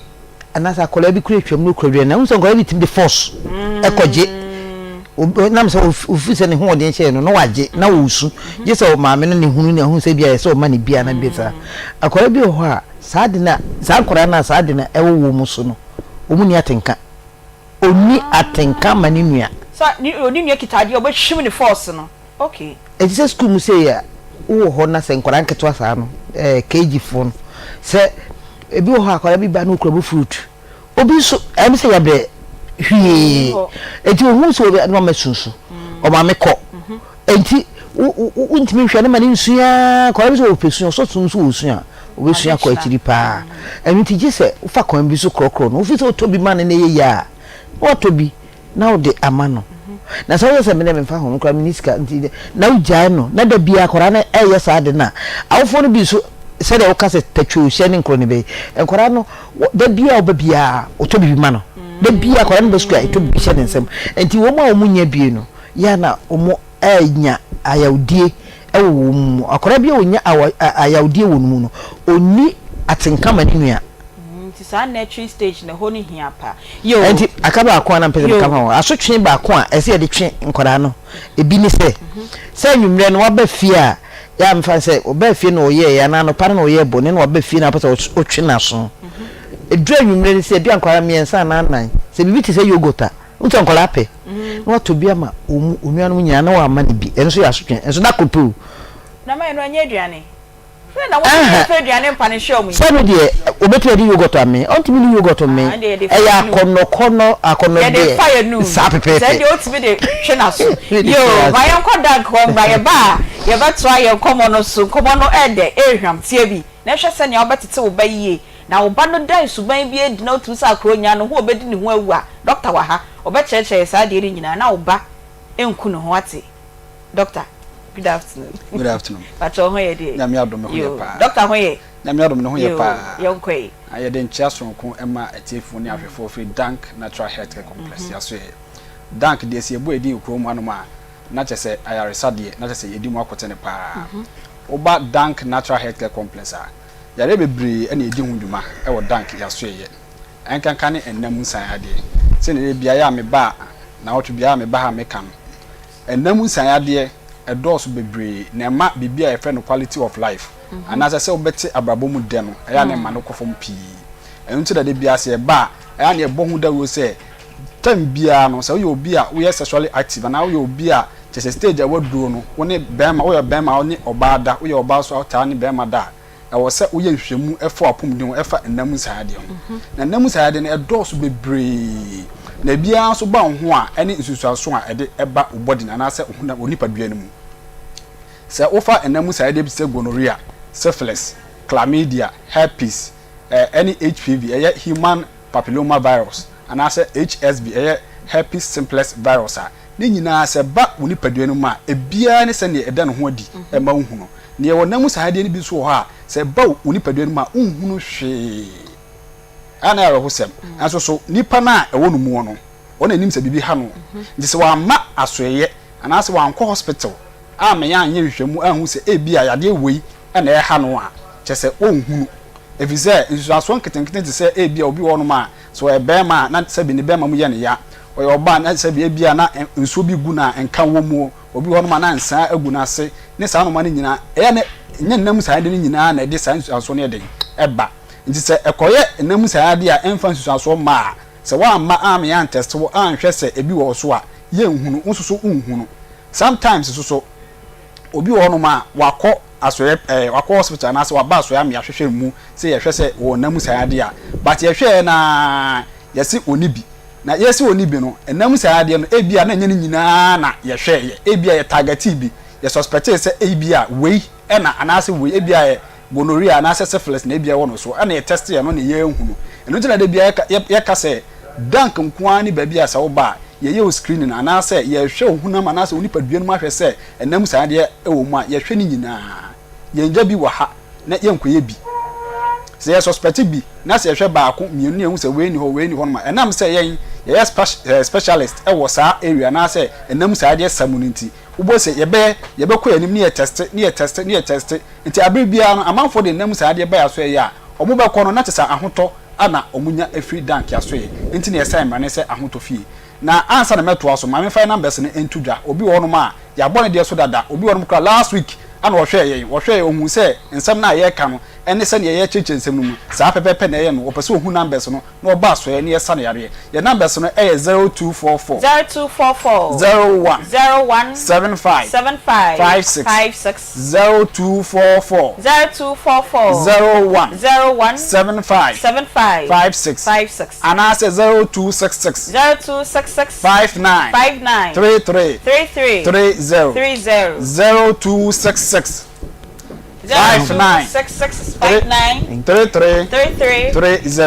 Mama says it's subio 0266 59 33 Dank yaso ye wo Ghana na e yaso ye ba ko pe na say ntia ne say yaso ye ya ne ba ko pe se ne e be ya abrebia obeba bia oba beto doctor pani e wo ho ene team ni nyina a ye nhwehwemu ehwe ema ahoto no eba umma asoye emma me ka nche wo se ebia doctor okọ Accra branch anase wo Takoradi branch ana wo branch we anase branch we wo beba na team ni nyina doctor ani obia e wo honom na me pa cho ye adwuma firi edwoada ekosi memenda na efiri dwoada ekosi efiada de ye adwuma firi anopa 8 a ye pon anwumre 5 na memenda de se ye start anopa 8 na ye pon awia 3 nti se wo ba brantem yenye adwuma kirikirikiri da bi wo ba yenya abotre ni ye hwehwemu ye hwehwemu a enti tama ye de ado be ma wo no wan kasa se wokona wonu ado no pe ubon se na wonya na yade a wo de ba na eso te na wo hu se ado ne ye den eye adwuma se ntia ne se ye hwehwemu pa because ayaresa what ayaresa ye hwehwemu adwuma ayaresa nye se obi aba wo se ne tie ne ya na wakofa painkiller na odi ama no wonya ayaresa obi se ne tie ne ya ye wonu ma bebre ho a betimi ama nipa tie ne ya obi won ma stress etimi ma ne tie ne ya obi won so a ne pressure kosoro a ne ti betimi aye ne ya obi won kwampa na onya accident bi pen ana ama problem bi aba ne tim ana ama ne tie ne ya di sa no mo nyina se wa anya hwehwemu na wa mbusa nipa no na wa nso wa amfa techniques ana se ekwan efa so esare no wo so amfa akọ adwundwum na wa anhwe a unhunu ubenya no wrong afi se ubema no painkiller na nom se de ubenya relief kakra bia na se ebe se de e to no no enso achi ebe se aba enti pempi no obi won ma okọ ayarsa bia ana se okọ aso e bia wo se doctor ma maduro no ye se kwa na esa abaye efisa hwehwemu no ankwa anim se ka hwehwemu no kwa anim a aka ehun se root cause ana se ade pa e sha se a ma nipa no o feel that way ana se wonya saa nsusuanso no enu nie se utu saa de na na ma yaresa ne den eba na saa time saa yaresa ne eba naturally eba complete ema bibia den kama se ebia se akofa ade bia ye permanent damage ana se ade bia asel kra na ebia obohu nsusuanso bia ebeka ho enye saa de se utu ase de a te se de aba so no de ende ewura nko a eno a be resolve obi yare bi te syphilis a syphilis be mama nsusuanso bebre ama wa hwe yi a wa adwen be wo se yade fofo bi na ye wo saa syphilis ti mimo obi enim chia emre bi mame bi ba so ye oba na no se bi na no a che kakra na ye ni di nkomo kakra no wo se wonya stroke nti wo ko bia bebre a ye ma no stroke aduro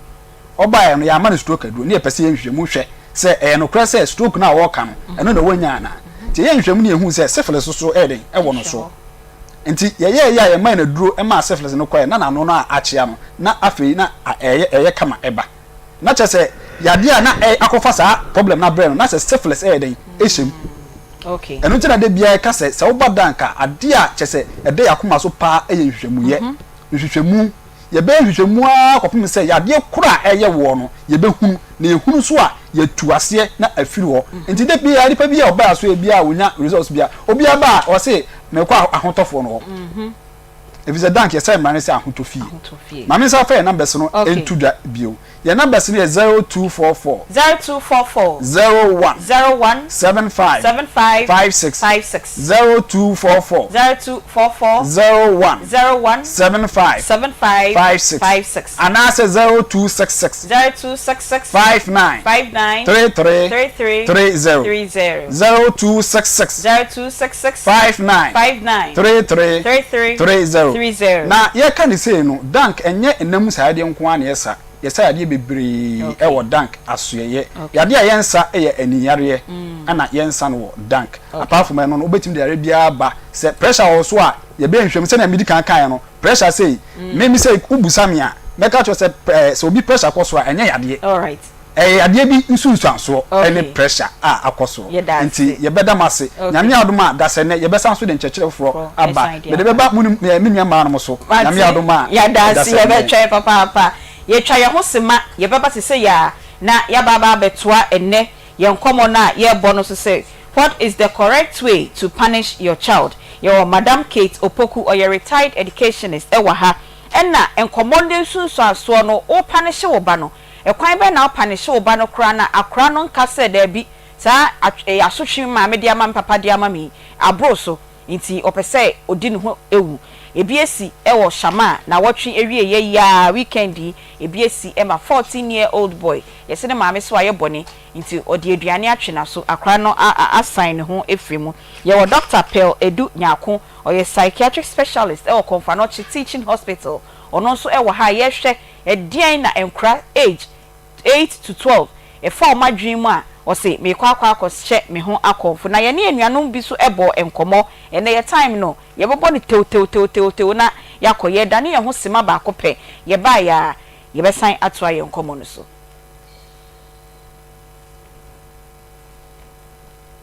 ade a ya abofra no anije ho paa no wa so na tena ya wo no abedu mfie du na na mfie du minu ko no unim ade akora anije ho paa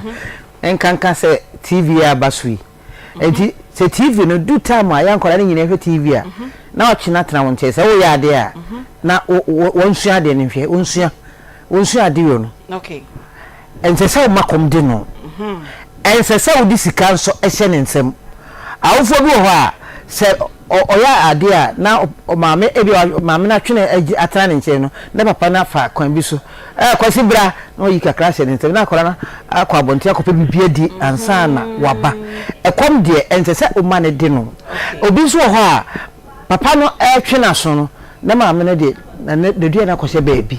na onyakwa ya yi kakra odua na wo ha kokofa na di eso bia na tam kora enson se odidi aduane de ensese old man o de kame akora no kora under no circumstance and a bad time o de aduane e be twe akoda so adentia aduane enya de ye de twe nipa so okay enya de ye de twe nipa so if you say aduane wo hoi e manipa hoden enkora no so so na pa na wiska head sama sika shine na o de man no wo ko ye na aduane be kora na wuni so kotoye okay a odi na se woni nyina chi oba na se makomo ade no no kwasem ni na wo ya odi sem sa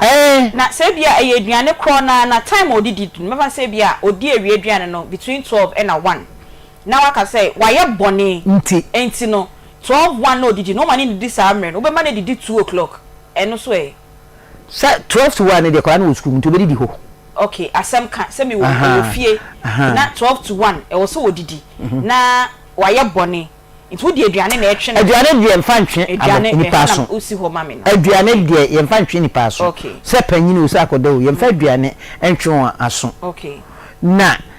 sika so mfa sika enhye abofra ne nsem ye nkanenim so be kanenim bia na wo ne no nko a ene wo sakora no nko a na wo na kanenim a esusu nese anyesa nese ebi anadafo bi kura wo anase nipa foforo ewo ho ye na ite compound houses mi wo ka se mra wo hye wo ka koda na animu no ye nipa bibiri nipa animka mena na ya wo kana se mizi se wo ya ro sintra se do wo kwame na kwame debi wo nyina hora manka nanim na kwa so won fa ho mena na ya kana se owo kofi aje hwai wo kana ni no kura wo de asa no wo sa kire enti nkoda no obia nko ne subaya ewo ni mu obia nko ne entity a emfitiase no onyaaye okay na se ya ma brenya ye dibre wie ya me bapanye kofodua me kosra no mko akankola no miensa na wo so ye ni nipa ne bi akasa wa abonten say obaye boni e wo fia kwan ben na obefa so obetia no ma yentie omo kakra bi be 3 minutes bi yeti omo wie ye beba doctor e wa hanom e na ye ma me grandma ono so e wa ha 3 minutes ye ba sese ya odine ni ko kasa chira kwala na otimi ehu wo so de ne nan kasa akora na ye sharp otimi se ni papa etia no kanka do ba ko bedwemu amanfo ho a obi hebu ne we bi no wo se papa no betimi ebu nani a kire se wo se abofra no obejai ba kola bi won so na so ye de enso bible so ka kire se ye ntretin kola no ye di nyamsuru enso beginning no ni nyina from beginning enso won se o kwa sorry enso de ne ko children se bo de ne ko ni enu osua ne ma bebri obenya namfo ho no teachers ne so bebo abofra no because nyamsuru no so betre ne mu a ebo ne bebri na wo ko na agya na chire na one ne namfo di agora wo ka bibia wontie ene ho no na ede bia wo bebo na ba ana se wasoma no obi wo besoma no sika no na wakoto atwene ubusa na ohu ansa bia we ze ne mebo na mema oduane ni wo yesa nso a na akola no so ebi ho no osoro setem bia wo awofo no twi akola ne ba eba ho oye bibia no yin se ina woni nkwala no so di nkomo bebre nso no so boa awofo bi woni nkwala no eni nkomo oba na obeka ne na to so na otini baby hwenu akola ko busa na bibi kura no atia no eno so muama akola no so nani enka omanim sometimes no say enkwala no awofo no oso papa ba meka kire no na odi hu bi she akola no busa wo papa no wo ye ti se kakai bi enso maame no so ebi ho a enso no tia no so papa ba enti asatana akola ni nya do bi ama maame no e basa so ana je se wo papa no so wo ya yiwu ene du ho ba bi na se nkwala ni so nyini na onka wo fada no na maame no mu na o kai no ene mpedifo bi anka ze mpedifo em say ene nkwala ne total roble o papa na card wato amane maame oh maame fo no so epampa nkwala na emmo eso but maame bi wo no so kura chen papa oh ai ne other way no maame bi wo chen papa maame no betimi atia abofra na ama akwara na won say na nse no amehwe ayi o news mu na school ni bi afa blantan a o jesa medwum say nti wo ye ne den ne twa ne to a na wo ye ne den oh nti sa akwara ne say no ese ye twena so ya ntwena so odi saa na odi anyini abeha adwea wo society na community no ani oman no ti asotwe ben pa na wo fi se wo baye a wo asifada wo betimi aye ache akwana so wo fi oh yeah no say me gina trans me den be trans na futu bi asem bi a meka che no na infatu hu bi won so a wo de amano say e bi a wasoma no wakoyire sika no kwan be for fa ina e bi ago odindi ti o kan say oh yesoma wa aya mo ani na wo ni ja agudi na wo odi no eno na be bia sika no efito ya wo ehu bi won so de ade ja won huru nchansi mu won huru o ba enye so ba na de abasi ni so but so twene ba na kasa kire nse o e de ade mama ntempa na oye cause akora bi wo ho a oye fast ubu ha won ka de no so be ba na oye ubu won so person wo kan san na oye but wo kan no anya enya bro ene so de bro no so o kan na ne o kasa kire no awa botre kwan so nya bufu je five ebe because sometimes no ahun bebre enam yum na enkomodie so ne nan fofo no enso ka ho some we am say kola ni eti o nan fofo asem kran che omo awofo e bia na danfo no beka no ene na obefa but o ka no so ya no ya ni na mpaibo ya na because aboni treso mpae senia nyame be wadum so insi kakran no na Sunday school so konso teachers no so ebuan kwala nsene o mefa so ene omo awofo ni omo nan fofo ni school wo kwa oni na fofo so be di agro aka nyame ka che omo se ni kwa so pamo akwala no wa wo ba o pamo no no ko de fia wo hu na vlo de ho akobo gang bi ene wo hwe kumase he a wo hu akwala bi na oni eyifo bi get to just na ahumuti o ti wo say na akwala ni maame wo get to not na wi na sanum ni we na bo but ni kwa so pamo agbofra say oyi senti on pe be to kon so na ndafo bi beje no ana so panimu bi a on tu kwalafo so obeje ne na aka no wotrini no na fere oba no so waje nsemo enti say akola na ye bibi a ni kwa say o ka say o memo aduane o wan aduane obekọ ba bia kodidi okọ ha obo nu aka ho enti no aduane de say o de ma no na o kasa eche no wo abotre kwan anti akola no so nyame adomo so a obesimi asesa ama asundua ba fi ho mbade fansa nkambo bomba mempeno but nya bro so ne de boni nyina na ewa yemre no so etia but ye wi a ye de sai ho kakra na abegu ye Facebook page wo na mo amuntie na mo fa entum ho efo doctor mamembra wo ho biem eden na se oba nsunso minim se ne topic de o se ye phye da pe one day ne esan ede oba biem nsunso asobe na oba da ne di ewo fia o yo wo fo na e wo se ho se no trait we ya me bay air portray onyan ya obedi ne ho awu yo century a ebemu hu se abofra no o tete ana o haha me be bubu no according to infie no a me church mu se ye wo 0 to 2 2 to 6 6 to 11 11 to 18 be bubu no mabofra ni nyini no medical ka se ye tete mofra no ese eti asese owo de abawiase a oni hu tumi eno ne temperament ka ho ni su e ka ho a eno waje free awofo mienu na abuhiem na we bi na ode aba temperament no eno ye kwane a wofa so ye waade bibia mo no se de wotie no eno ni wusu no temperament eno ne sesa no eyede nature nema no yentumi nsesa no na nature de no ye de wabeto mu a eboa ekusa wo ama wo anwene wo no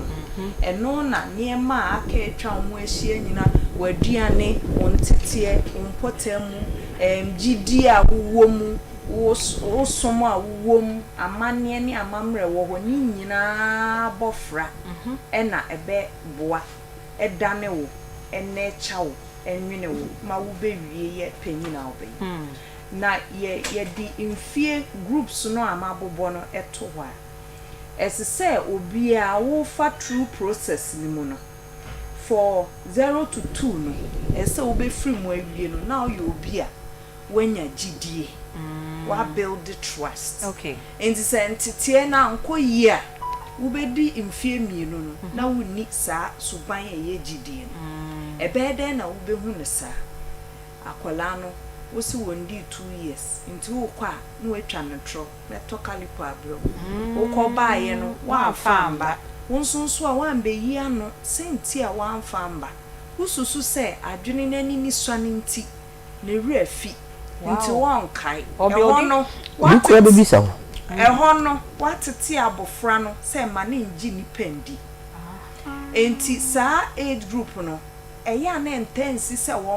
omu bedi omu hu awu. Okay. But se wo se sa abofra na fei wo ka asem o ye mempene dabi a che se ho won tete a de man no wa kire no se onji obi endi. Wow. Enti eno ne nsencheni edikan de watete mi yie na ho no by 2 years no oji bibia di wo ka se da obeda wo ka se yenko one onko wo ka se oh man to me no age atu enti wo tete abofra ne yi a obenya mfie mienu no na okita gidi. Okay. Efri mfie mienu de kopi mfie nsia no ehon tete na se obo akwala ma ni develop de friend se autonomy se mede me ho na enya se mede me ho asodin ma mede me ho se mitimi hu se we echia na matene no mitimi hu se we sei na ese ekọ na me ye ne sa ti se won tete na wo de ma no na koyi a sa na obenyin akwala a wato ba ha for sa a group ni no de obehu ye nsenche ne won ho ene fawie ene menji me hu ndi enti wa moa okay. Upeso ya de wunim so betumi aya just waka wa hye ni nkran ya ansa no waye wakoile se wo ya de kra eso betumi eso ntumi doubt into o develop shame any doubt na akwala up to 6 years we develop sa shame ne doubt ono won say 6 de midi kan just adwene ni nyini kakraba into sa stage nim na obetumi hu nsankyerani bi se efe akwala na gudie no wamoa. Okay. Onka ne hu nkoni pem na didie kra abafom akwala na opa aduane aduane ne mbe ye kra na ose yebedi efe aduane siwa na ode ne nsa wom ondi ubisa asem a enkakane no onya autonomy a enka wum bisa nwie kra na opegya ne sa na oyi anon efe ubisa asem a na ode ne nsa hyewo ubisa na onnim so onimpa because e bia enre ya na one ne kan wasem na wo chirichiri mu efe wo bisa no a ose minim baby akwala bi wo bisa na asem a we bisa no a kire no 1 + 1 eye 2 1 nie fa we kan kan ni nyina waye na sebe nye se wo adwene mu hawa ema onhu kontabu but adwene ni gina ne nanso ti onimu nkonta se wo wakosa ate bia ni mu a adwene ne to ba ha na eho no ehu ni anye nti no bisa na asem a ompa ne ho asem ti osini yanku anim 3 to 6 no eho sa wo titi ni yi a nsanchani a obehu sa akwala no o show initiative ni twi no eye den kakra ba chese otimi to anamo a wunsi na chi. Okay. Inti usuman se me be hohoro mensa ko sensi obremi a obeba no kita napkin no kita semna ka ho inti tie na ko yie no ubonsa akwala no wo ka so onya ade a wo ma no step 1 a obeye step 2 3 and 4 aka ho na chese won tete na chire no e ko yie ba sentete na anko yie a sa age group 3 to 6 no mu develop shame enti omu bu omu ho abonfia ti wo say self esteem ko fom ebre bia obu ne ho fo enti sa kwala na sa age we develop guilt no ono wotia no a wabu no kumfo nti omo no na ya na ye kase saa enkola na wuhu saa suban ne wo mo ho no enjina nipa nim engu nanim ase efri so no ni development na wa fam entitie no wa fam no ye di ka di ne dem dada onjina ne na so adwene ne wote bia obu ne ho fo onjine hu ndi onhunu se bibi pa bi wonimu enti saa kwala no se owowonsa wu nipa wo tete no de wo de tete no ese ye niam ebe pejam ebe hye ni nkuran eye niam ebe san atiesie de entete na wanya adan enti saa stage no na obonsa wakohye dem wato ne ho punu ne namfofo okọ yesi yakọ excursion se menko bi yesi ye we ose debi menye Brian hwe TV debi memma nti oye debi bebre a no sa akola no oye de omoa efo bonse niema akane na ni gye ho no wo de ka no kra onye de ma wo se na ni gye 6 to 11 entity ni koyi a ese so develop bi a friend say industry trese wo de ade a asai kra ma no a otimi ye ni yi ese so develop oye ade ye esuban ese so otimi di na adwene no nwene te bia bia owom e de bibi pa bi efri mu pi enti sa won tete ni koyi a saa na obeda ne di sentete na ankoyi a de obenya ye fra bibi inferiority nti ewu obebu ne ho abomfia na obu ne ho abomfia na enam se otena nti adwene ne be ma efe wa hye suban bi ase a ode be hoa ne ho omo na omo ta be ye bullets no no o abeye sisifo no sisi nkrofo because entity a wonya no ka ne hye maninya aniwo mane nje ne hu ndi mano enhunu se ade bia mu no obu ne ho fo so enti eba na saa kwala owo 6 to 12 years in century a obehu wo ne ho ne se bibia ani ho a obetu ne ho ache se oye efi se onhu ne ho se ose na ofata na inti na wo hwe cases na yenya na won se suicide no saa group we mu na ehasi utwemu 12 to 18 and 20 na eho identity ena eba entity ni koyi a obehunu se meme ya akosua mitumi ye niema wei saade esei a mitumi ye ni yie so de mekekan kan no trust no wo ho autonomy ne wo ho nti otimi kire na adwene mipetuntum impefita so ye culture no ntete no o se wo kire wo ho ni aka na hye we na wo ho fa ne sa o se na nka mipewe ye se wo ya kwala abone ntintete na ankoyie wo tiate akwala no wo ka ne hye o kire na adwen a wo ntie so ni nyina na wo di na wo enti obedi 12 to 16 no na efe ohunu ni pakroye na ohunu se mekra me ye hwan mi ami ni me adwene a mitumi adwene ma me ho mi ami ntimi nto ana mo mi difo wo bibia mu me wani wo mu ntu bon so no efe no anya ye fra bibi role confusion ho na identity crisis ba nti ho no sakwala ni ato ne mo na apenya wa hwe ya na efe ni identity no ombu ne ho so yo baabio oseme ye bema ana obaabi ena aye na yakayaka de a oseme kra me ne ma ensai bio ana sabi bema bi ato ne mo na ose ne me ne mema ni hwiye bio me de ma nko a enti san century ni ya eye ntete na anko yi ama oso uhunu bi wa akola ni mu a esesa ode ne ba yaso eye ne ye hemfa mental health institution no ba ye beka say me ba na boda me there be omoda so said ye na me ka no ye dwuma ye ye ye ne say ye hwe wa adwene no said ye yatete no ama wanyina fa no say aso eboa wa ma agudi ewo mu ndi nyina pie ana say ma waka hye na yetumi hwe ni ehunu ba bi a wo chi aye no ni ahyase dane niema unim ne de wa fam na ma wasa asi kwan papa enti ma hye ye no kuma se de nim se mo konfa no chi hospital psychiatry department and ayewo wo hia se wo de referral beba okay wo de ebo famu na bra wo se me ba we ase de wo ya akwala abone eto da na ya awofo ne kra ne ye ha ne ye mu ye develop mistrust okay aha enti se wo awofo na wo tete abofra no ebia na wo mu de meka ye eno ne wo fapem enti wo ba na wo tete no wo de wo fapem no e na wo de tete no aha doctor menim say omo mo hwe ye o TV so ne de bebre na ye outside Ashanti region menim say ye hey a mental health psychiatric unit omo hwe from the northern sector na edeba but obi won crying ebia Takra de for hwe ye Volta region for hwe ye na wo hu sa traits ni bi e woni mbamu a he na won fa ne ba denko enti wo si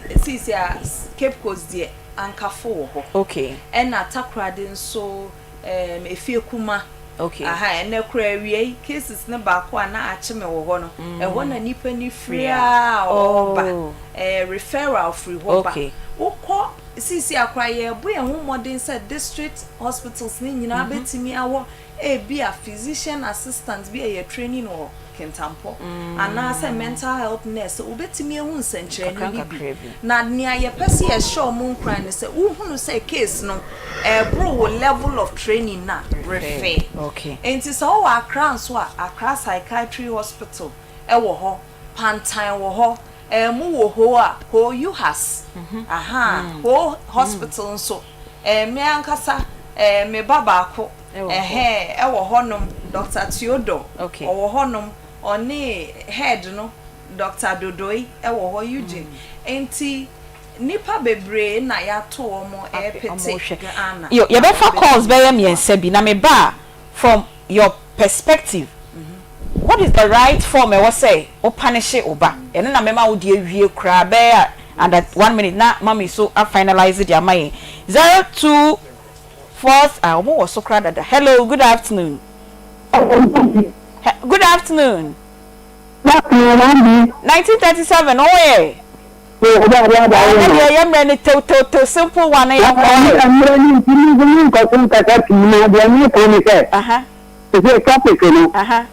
you are satisfied with the other views, I believe you have to know that I had say. If you talk to me, you have papa, and you are the minister. I also believe you because you know this. I know that you can do that. Me Dr. Pell remember your health program no so what say ya pomudemre into me Dr. Pell ebesi aba enyumre program no so from next week walk no was have my education way why na enyumre de onua TV sign repeat into enyumre mo am ntimi anhwe na wia no na ma hwe na enyumre ye da 1937 good afternoon yo bacho di baby akasefi ane me hu won pacho samampom to asoma me amen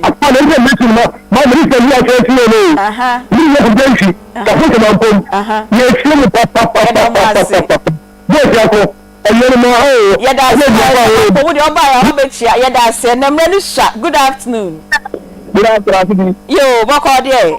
Yami adumo na mo so e. Yesu adomi enso ye ho ye papa. Akwati egua. Akwati taxi driver yeti o. Na Aunty Bea na mo person bibire bisa e wa se me bibire kan by time ninti no. O de bisa doctor betimi yi wa no kakra. Oh, time ninti no na kam pese me bisa na ko yi ma no. By time ninti no. By abi am Mr. Trans the topic we dey. Amen. Amen mo. Ele no kre. Ye be sure doctor time ni aseda the number. Why? Ye ni be be wi ani side number enyu. The doctor confirm na request. Enye me na me request ti. Ye be pemre. Na be treat. Why? Ni enya enough time. 0243114497. Good afternoon. Good afternoon. Oba, good afternoon. Odi baby akasefi. Pastor Pesafi Dansuma. Okay. Pikachu, person bisa doctor say. Me baba or 8 to 9 years. Oye be di mama kasa na me go fu no kasa. One thing is so oko school me big fire bi amana no. The big thing for school about it because see corner be the big thing so me na kasa from class 1 to class 5 so doing it. O say all the books ne be fear ye den or the share corner or the big class yes but we need the best way no da best corners this is the demo ko wo corners and make you no no kasa me fi me ma me dan chi corner baby book baby the 7 oh so corner be your down it this is your name makoma ba na me fa me teacher ba me fa calm down so we train one kasa Mate Dr. Bea one why good afternoon. Hello, good afternoon. Hello, good afternoon. Okay, ma, good afternoon. Din baby Akasefi. Good afternoon, from me Kate, me Kasofi at tomorrow. Kate. Good afternoon, like my boyfriend, by me and Casa. Me bacho me yari kakra na me fani sense me da me nya we Zambia. Now me go through a lot of stress. And after me feel also so much. You know, see a ten. The dear to see another way. Sometimes I have to say me because I empty. Oh. Me keep bread, me stress me here sana. So me say some me kind sana me tip I. Oh yeah. Na me be free 10 me wana me be free. Me we so 10. Doctor, what can say na doctor who dey how? Inti fato so. Obeka bibia che na baby also wan fa che mo da we hu I know a che baby a obeko why o che also aya akọ why you collect me pe color we engineer sukra last one yo good afternoon yo udin baby a okasefi Nsamampo ya da swati na bila mpati my embra studio na yembe twanko no so nsamampo ya da se utie ye ube chia emra no so na science am first sports for time my embra doctor ho doctor ye ndi kan salad no wa chi moda ade no ono hefa na obe suggest se wonko baby owo no okọ we say ONG specialist wa okọ no nka de pacho OMG na bia no onimado aha okay only doctor ni ko di sample okay and he say chire ojamro so eba etitintin kitinkiti e wo widie mu nyina adwene kam na eba sa adwene mu pra okay etuni masaba no funsi a o chi no mona munre ma no funsi ne ba no etini nya sansu sanso na wa adwene so enti oba wo ba ko miensa ho so kasa no ano funfu na refrain na ho mona munro na ema moya no nso nya sanso no wo so utwa bra na sa hu na munro ne so tia na refie ne ba na no funfu ne ba nti o ka kire ne doctor no a doctor ne be free na hwe okay obetumi e hu say ebeye eclampsia no na edesa okay ana say bia awo akire nsesan ya e ka adwene na e postpartum psychosis ana awo akire adwene sachaye ba ebi na aba okay na wabwana manekrata na wachire no baby e ben no a obeko na maame na ne ba no nso o se o hide the books ne sanya ma no nso so oba na ye netse ade ba ko esa awofo hya se esua e wo batete ho ne se e batete hia daaje ehia so awofo no wani wo abofra no na wo abofra no ni suban no ye nature no na edane a wahu okay abofra we sansencheni we e hya ase ache na de mate na kire me se niema bebre na ebia ebewo ebia abofra na nkasa wahunu se adesua ho ye ne den enka ye ho ye ne den enti homework na ye de ba ya tete ne ye de asoma no abafi nti odi besi odi besi and your friend or defense mechanism and adaptive skills or defending on yes or survival enti odi kosie na ne mpai bo ne se ne maami na ne maami abegina ne so onye ne maami begina ne so a otwe adwene no a emma enti ebe ya atete enti obi a wadwene ye adwuma no udi besi o maami na o maami so sebi ntete a ye de man no ya amoa no a ohunu ye obetwe so aba enti me bo nsem ma no pa se wambo abofra because enka obo abofra na de wa ye nse wa sha abofra ni suro ni mukena e ma abofra books no efenye fie na odi besi doctor ntina konfosi ami wo mu ji se ye sheda de wo ba biem enti no the 1 minute 1 minute credit sports for the ra ha say so buy body wo fear from mental health perspective fairness so then I was e pacho di country wo hu break okay kai sa wan ka so obi e pra wo pe okay enti twe hu break na bisa ho nsamiensa nsamiensa mpe so obi sa ho ne se te bia me ankasa me wo mu no adwena me wo mu no e wote bia metimi edi dwumadi a esese me di e de tete me bua na okay so wano ye ne ye da bia adekode no esa udi hu dwuma fa hye obi foforo nsa okay asembisa toso no se di abofra ne ye no edien adwene na ema abofra ne tu saa na mo so obisa ho saa asem na te se maami die wo be hye ase adwendwen ebisa ho die nti a abofra ne yesa na wo be hye ase se wo ti akola na se na wo hunu akola no wo hunu akola no a wo bon se anamo a se wutu enti asembisa toso miensa se obisa ho se me hunu saa ne ma mienu we di anamo na ese bi me too yo wait to sa mommy 2 seconds Mr. na remember no na dey asem na to Mr. ha enti ba na dey ko sia ne se asotwe a ye dey ma enkoda na entete ye asotwe a eya okay ye asotwe a eya e dey how e be abo yo ye da mas papa na sports for no ewura ha na mama fa birthdays bi e ma special people bi na me sorry na sports won komo no so e de and IGP wo krom oninam sports for ni nyina e bro. Happy birthday Emfa Akoma Miami Niaba Deputy Director Nursing Services Konfanochi Teaching Hospital Lucy Dapa your friend Mama Lu we if you are from e watakra de na Sio Gabriel Busiari nyina Mama Lu ye da se nyame on show papa de toso mienu eko e de ama ye special baby girl sika ejewa entry we efri o papa Benjamin entry oye adwuma e wo DBS o maame o grandmother unuano maka nyina ne ebusuade nyina sika ejewa entry nyame on show no ma wo menyini emeye panyimpa e wo ebusuam ene Ghana ha emfa emayen afei de toso miensa enso eko e de ama Mrs Vivian Kunedu yetai efra Odrasani Oye CEO Edima Vizando Enterprise so sign kwa sorry Living Word Temple Church Old Tafo we efri oba Doreen or Germany ena Opoku Justice or say happy birthday final one no so efri mame Aunty Amonu Jemfua or they call Edima Prophet Joseph John Darko he founder of Triumphant World Ministry edum kwa woma papa nyame on show papa Amonu Jemfua say nyame on show production team members Nanabila Kantan Kaspatus Kojosa Akode Emmanuel Kwame Vadi Beluchi Era ena Peggy Mia Mitna Akonyem edi dwumede no chairman ye frame Beatrice Fiega Robert Mia frame Aunty Bea me sorry there someone who sports ne de ekoso ni nyina no tie ha details ni nyina ye de bremu ye da mu nyina amase it's a here no be fa be kwa school about